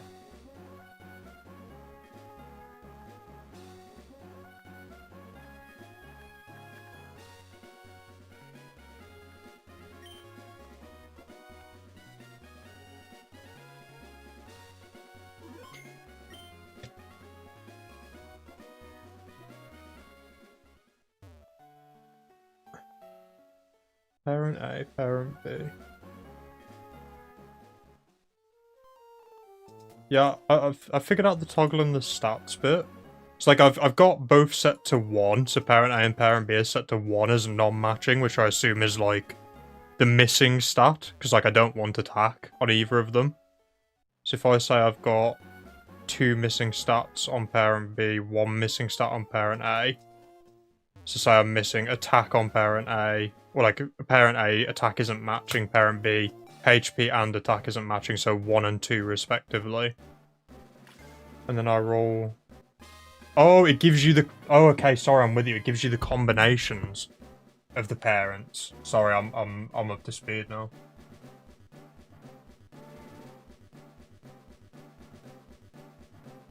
Does this assume? So if you put 0.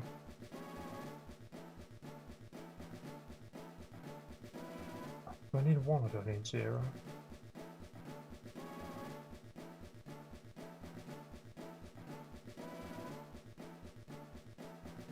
To say my Charmanders that I'm breeding now, right? My one parent is missing attack, and my other parent is missing HP and attack. If I set it to 1 and 2, and then I toggle everything other than attack, I'm then looking for the start. That gives me parents that have 4 IVs, so do I need to put 0 for parent 1? Is it 0 and 1 that I need to do? Oh, it's 0 and 1 that I need to do. It's assuming like 5 IVs. Okay. Yeah, so I'm rocking that right now, aren't I? So that's saying 1 out of... That's saying 1 out of 5,023. Let's see what the other one's saying. So if I do 31, 31, 31, 31, 31... 31, 31, 31, 31... Sorry, this is a bit of a detour. I just want to... I've always been curious to know if this works. Yeah, the one that I've got, the calculator I found on the internet, gives me the same output. It's good to know that that one wasn't lying to me. I like your webpage more, though. It's kind of nice that it shows you all the spreads so you can choose without having to, like, go and type it all in the calc. You can just find which ones you want.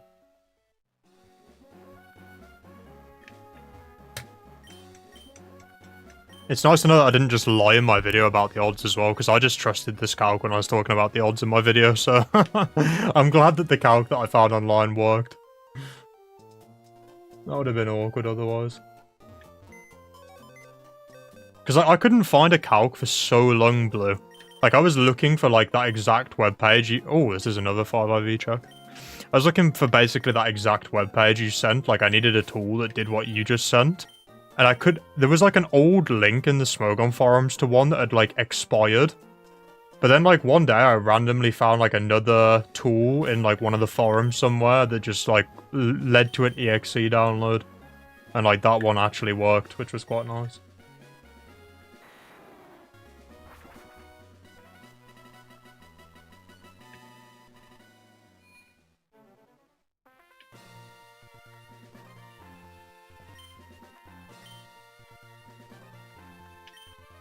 That's cool that you built a tool, though. That must be hard to do. Ooh, defense again. Okay. We got decent odds.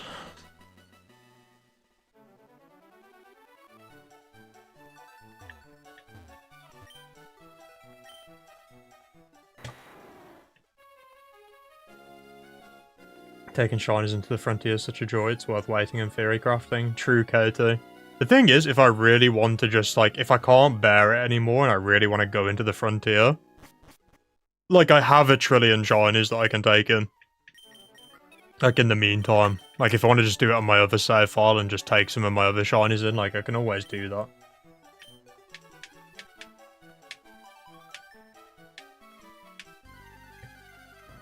Sat on Clefable for a year before EV training. And now you have a follow me user for doubles. Yeah, it's a nice niche to fill as well, because, like, I don't normally think... I'm so used to seeing Clefable in, like, LRXC stream, and it's, like, a complete meme Pokemon. I forget it, like, actually is useful in doubles.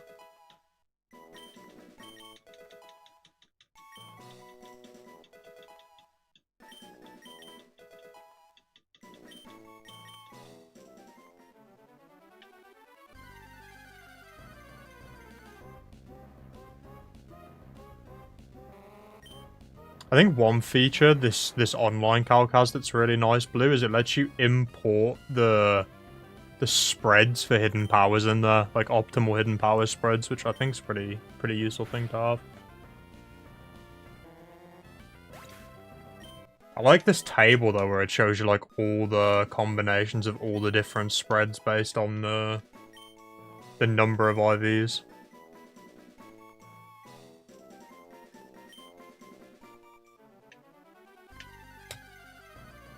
I think this one might be missing special defense. I could be wrong though.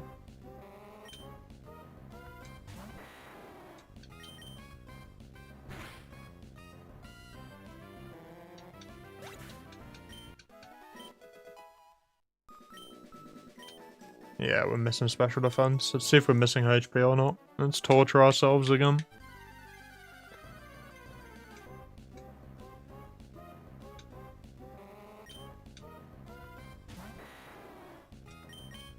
Yeah, I've seen a lot of Clefairy in like the later gens Vries. It gets very, very good.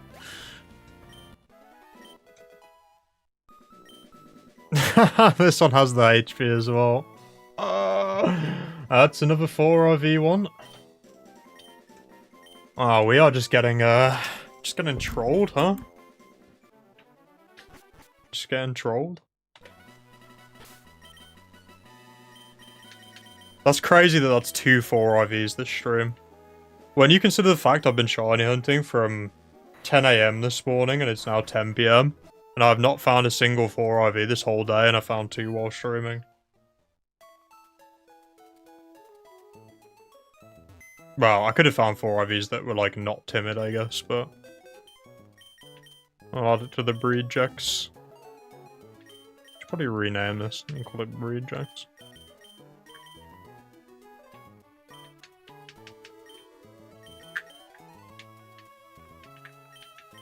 Oh, it doesn't fit. I don't really think this through, did I? Does rejects just fit? Yeah, it does.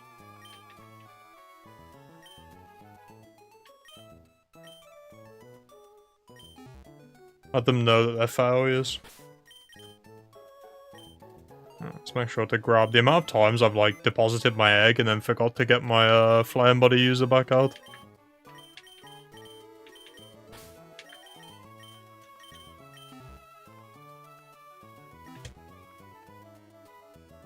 One secret tech you love is the AI often selects Shadow Ball because you lead Latios and then it whiffs into Clefable. Yeah, that's clean. That's a nice synergy, that is. That's a lot of Gyarados. It's my pile of level 5 Gyaradoses. When I was doing my Gyarados hunt for the shiny one, there's a 1 in 4,100 chance that you find a level 5 Gyarados by Super Rod and Sutopolis. So when I was doing my hunt, I caught every single one that was level 5. So these are all level 5 Gyaradoses. Which I never knew about until I found that hunt in the table, but it's pretty cool. So I have a bit of a collection of level 5 Gyaradoses going on.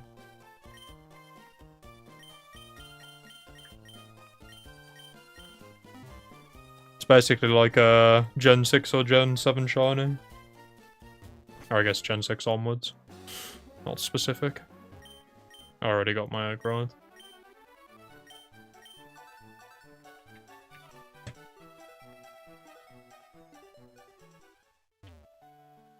I was praying for like an underleveled Gyarados when I was doing the fishing hunt, but like, you know in your head it's not gonna happen because it's so unlikely.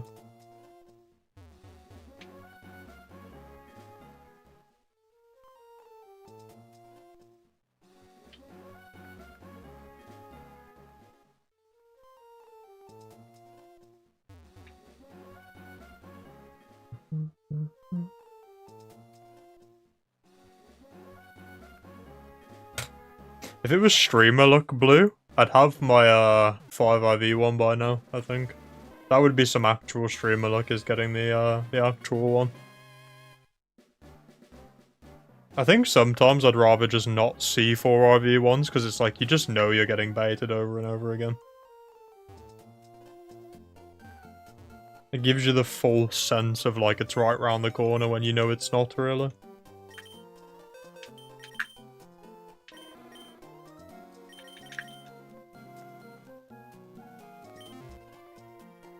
Reminds you of the level 100 Magikarp in Platinum. I think that is such a cool, like, niche thing. And I'm glad they, like, carried it forwards, right? Because you've got this weird Gyarados. You've got that one in Platinum. And then I think in Gem 5 there's also a Magikarp, right?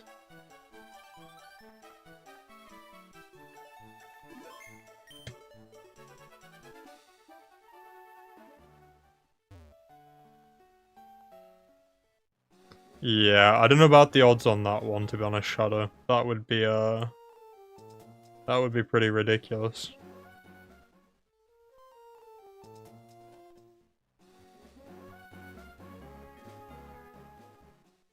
I mean, the spread that I want, according to this calculator with the parents I have, is 5,023 eggs, because I have a 5IV male parent already. So you're looking at 10k to just get the one that I want, and then you're doing 8,000 times your 10k, which I don't know what the odds of that is, but horrific. 8,000 times 10k, how many zeros is that? It's 8192 times by 10,046. How many zeros is that? 1 in 82,296,832. So, I would consider that streamer luck, yeah. What's the calculator you're using? Well, I was just using the one that our lovely friend Blue just linked. So, let me link it in the chat, because I'm allowed to link things.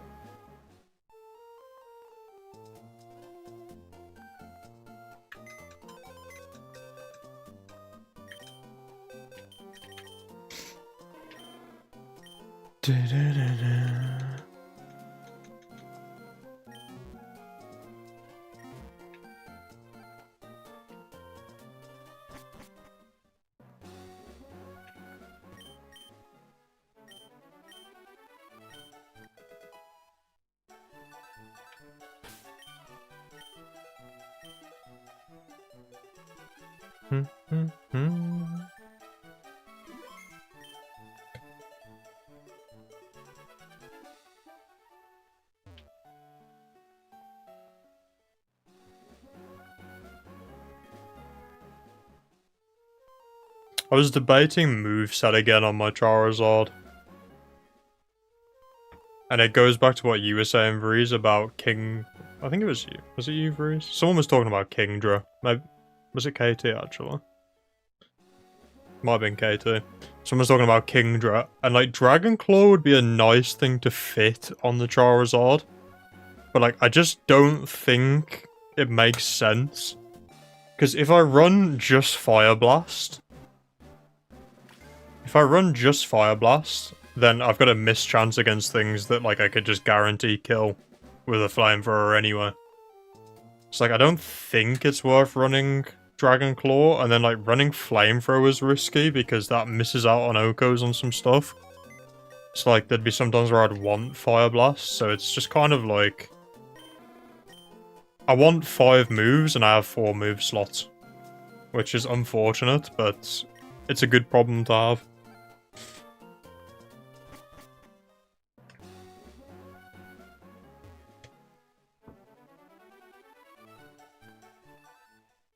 Outrage just isn't very good in Gen 3, KT.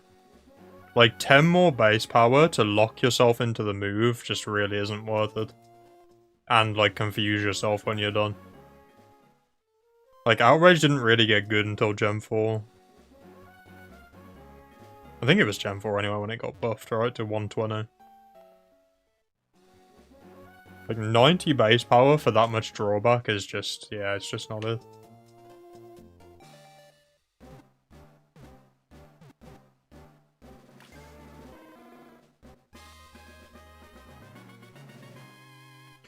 Like, I was looking at the rolls as well, and, like, if you've got Pataya up and you've got... Well, I guess Pataya doesn't really matter in the card, but if you've got Blaze up, like, Fire Blast does almost as much as Dragon Claw does anyway.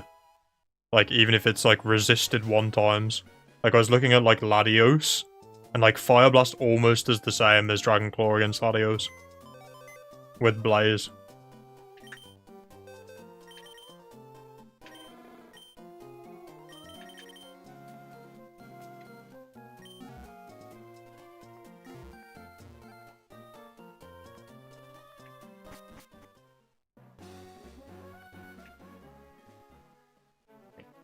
To be honest, like, what will end up happening probably is I'm going to hunt the remaining eggs together, right? Like, I'm going to hunt Milotic, Snorlax, and Charizard all together. So, if I end up getting... I think I need Snorlax to win against a lot of things. So I think if I get Snorlax and Charizard, and I don't get the Milotic, I could see myself taking those 3 into the tower. Still. But I think if I get... Milotic and Charizard, the team has some gaps. Like, it will have gaps with Charizard and Snorlax, but those gaps are a lot worse if I get Milotic and Charizard. Snorlax fills a hell of a lot of problems for my team.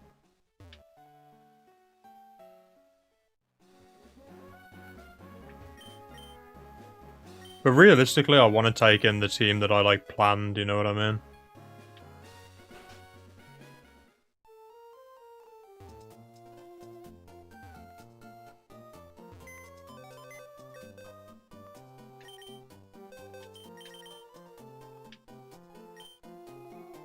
Oh, what am I doing here? What am I doing? Not locked in. Dragon Claw's decent damage, doesn't kill since it's neutral without stab. Yeah, it's only really, to be honest, Kingdra's like a bit of a one-off Pokemon, right? Because, like, that's quad-resisting Fire Blast. And, like, I don't think it's really worth sacrificing so much consistency just to answer one Pokemon. Especially when you consider, like, a Kingdra isn't really going to beat the rest of the team.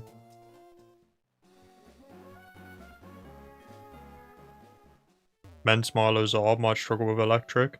I mean, it's interesting, right, Breeze, because Ment outspeeds a lot of Electrics, and Oko's most electrics.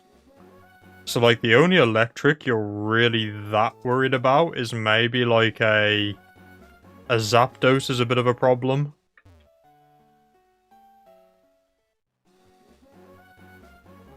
Zapdos is a bit of a problem. But then Zard's gonna at least speed tie, if not outspeed them anyway. So, like, worst case, you trade down with Mence for damage, and then you clean up with Zard, hopefully. But yeah, it's kind of a dodgy matchup into Zapdos, I will admit. Which, again, is one of those holes that Snorlax plugs. Snorlax just bodies Zapdos.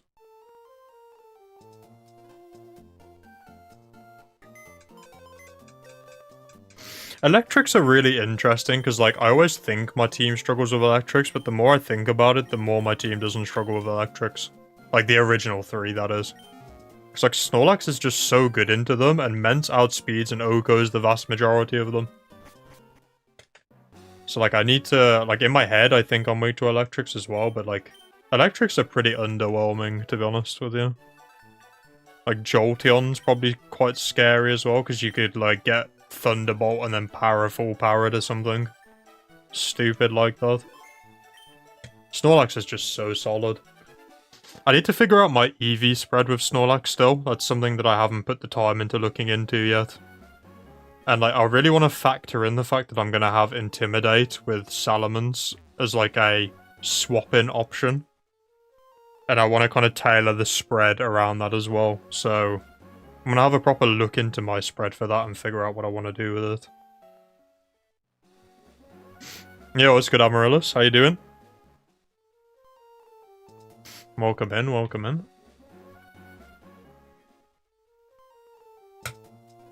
I'm not going to be live for much longer, unfortunately. You are catching the tail end of the stream, because I think our good friend Mr. Nighthawk's going live in a minute. And I too would like to watch along with that.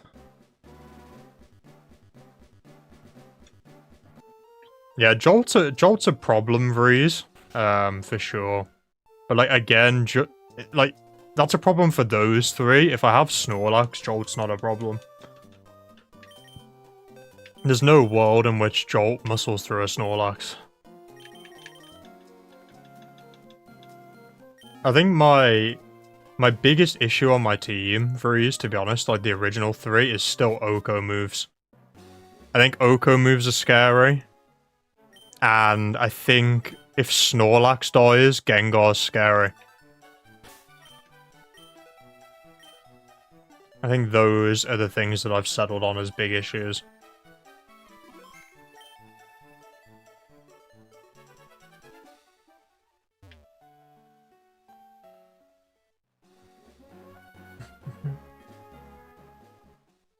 I was watching your video, Amaryllis, for the setup of, like, how you train the Pokemon now. It's kind of cool how much you can skip with Ace now, in terms of, like, setup. Like, I quite like the grind, and I like doing all the setup manually, and that's part of it for me, but it's nice that that option's there, like, if you really want to just, like, make it as efficient as possible to just build teams and get into the tower and play with them.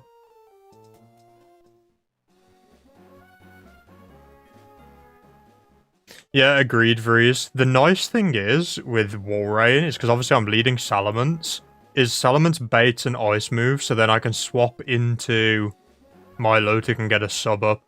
But, like, you're rolling, like, not getting froze, and you're rolling Quick Claw the turn after.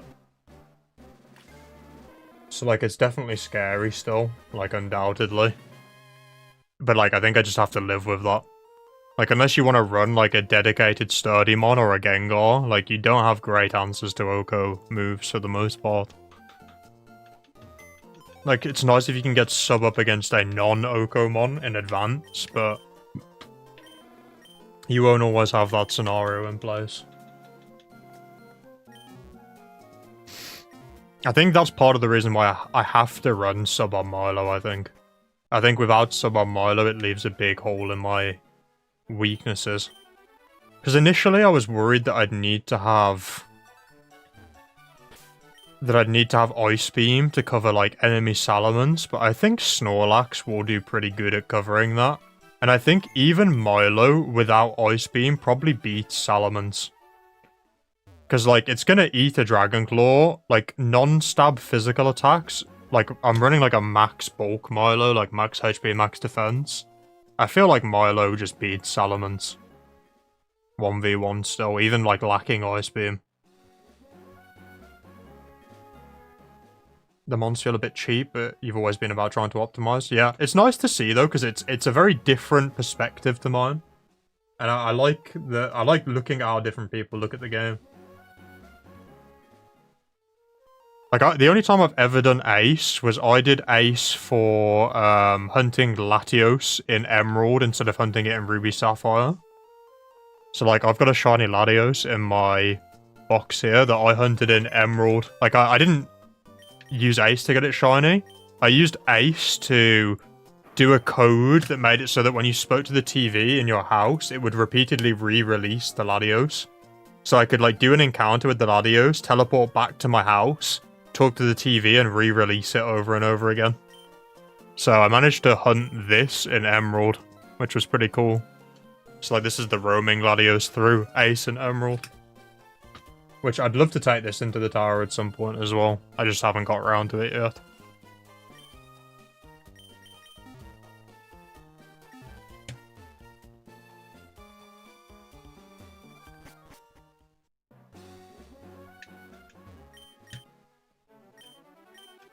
I think you'd have to be pretty lucky to get rock slided to death with Milo, to be honest. KT. Like, I haven't ran the damage calcs, but I would imagine Milo probably eats that pretty comfortably. If I had to guess, I'd probably guess like 20% damage or something like that. Like, maybe I'm just overestimating Milo, but like I feel like non-stab Salamence probably doesn't hit Milo that hard.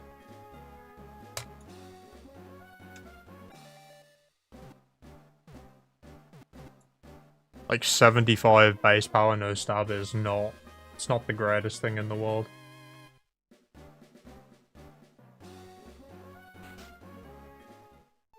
I feel like I was kind of sleeping on Milo. Like, I picked Milo for my team, but I was like... That was the mon that I was least sure on. Like, I knew I wanted Mens to start with, and then, like, I watched a lot of LRXC and saw how horrified he was every time a Snorlax came across the screen. And that made me really want a Snorlax. And Snorlax is, like, really great for just plugging special defense holes while not being, like... Like, Blissey's probably better, but... Milo is a hacks magnet. The nice thing about Milo, though, is if you get haxed, like, at least you get Marvel scale boost as well. Like, if you're getting, like, status haxed, it's kind of got that extra buffer layer of, like... If you get paralyzed or some bullshit starts happening, you actually get a nice little boost as well, at least.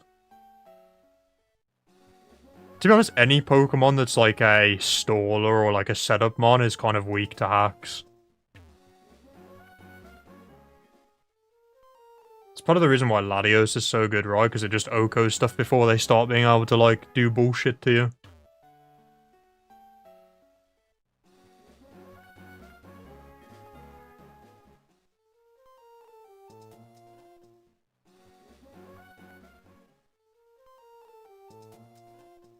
Yeah, Miracoat Milo is nice. I just think with my team build, I'll probably just swap out into Snorlax against Electrics if I can't kill them with Salamence. I don't think I need to take that hit on Milo.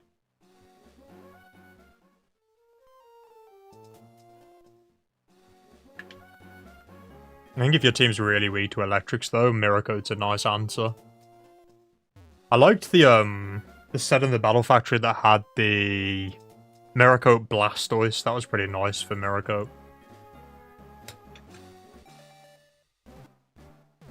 It's kind of a similar thing as well, right? Burn is funny since Milo's a special attacker, so the lower attack does nothing. Yeah, exactly, Shadow. It's kind of nice.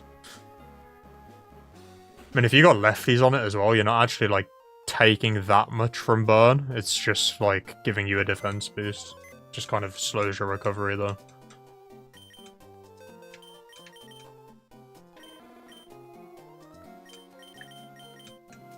Recover can outpace normal poison, so it's actually good to be poisoned. Yeah, I could see that, KT. I think Marvel Scout is just a nice ability for a Milotic to have. Milotic doesn't like getting toxic, like, at all, though. It's kind of a problem with it. You can kind of switch out and, like, recover around it to, like, lessen the growing impact, but, like, Milo doesn't really like getting toxic. Like, there is the refresh set, but I can't really fit refresh on it. Like, I don't want to call it 4 move slot syndrome, because Milotic has so many good moves that I don't think it's a problem. It's just, like, it's hard to fit refresh on the set.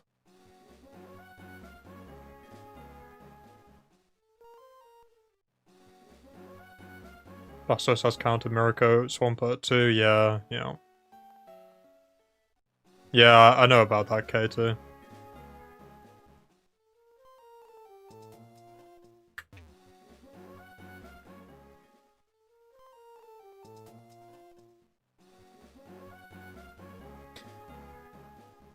I guess that is kind of nice though, because then you toxic them, you stop yourself from getting toxic by proxy as well, right?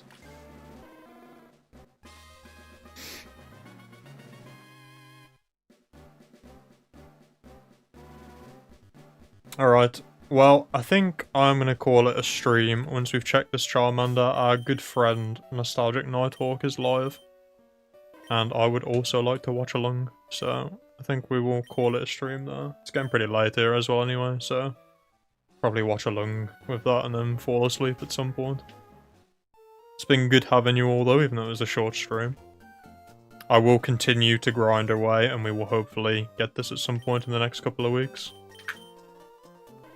But who knows.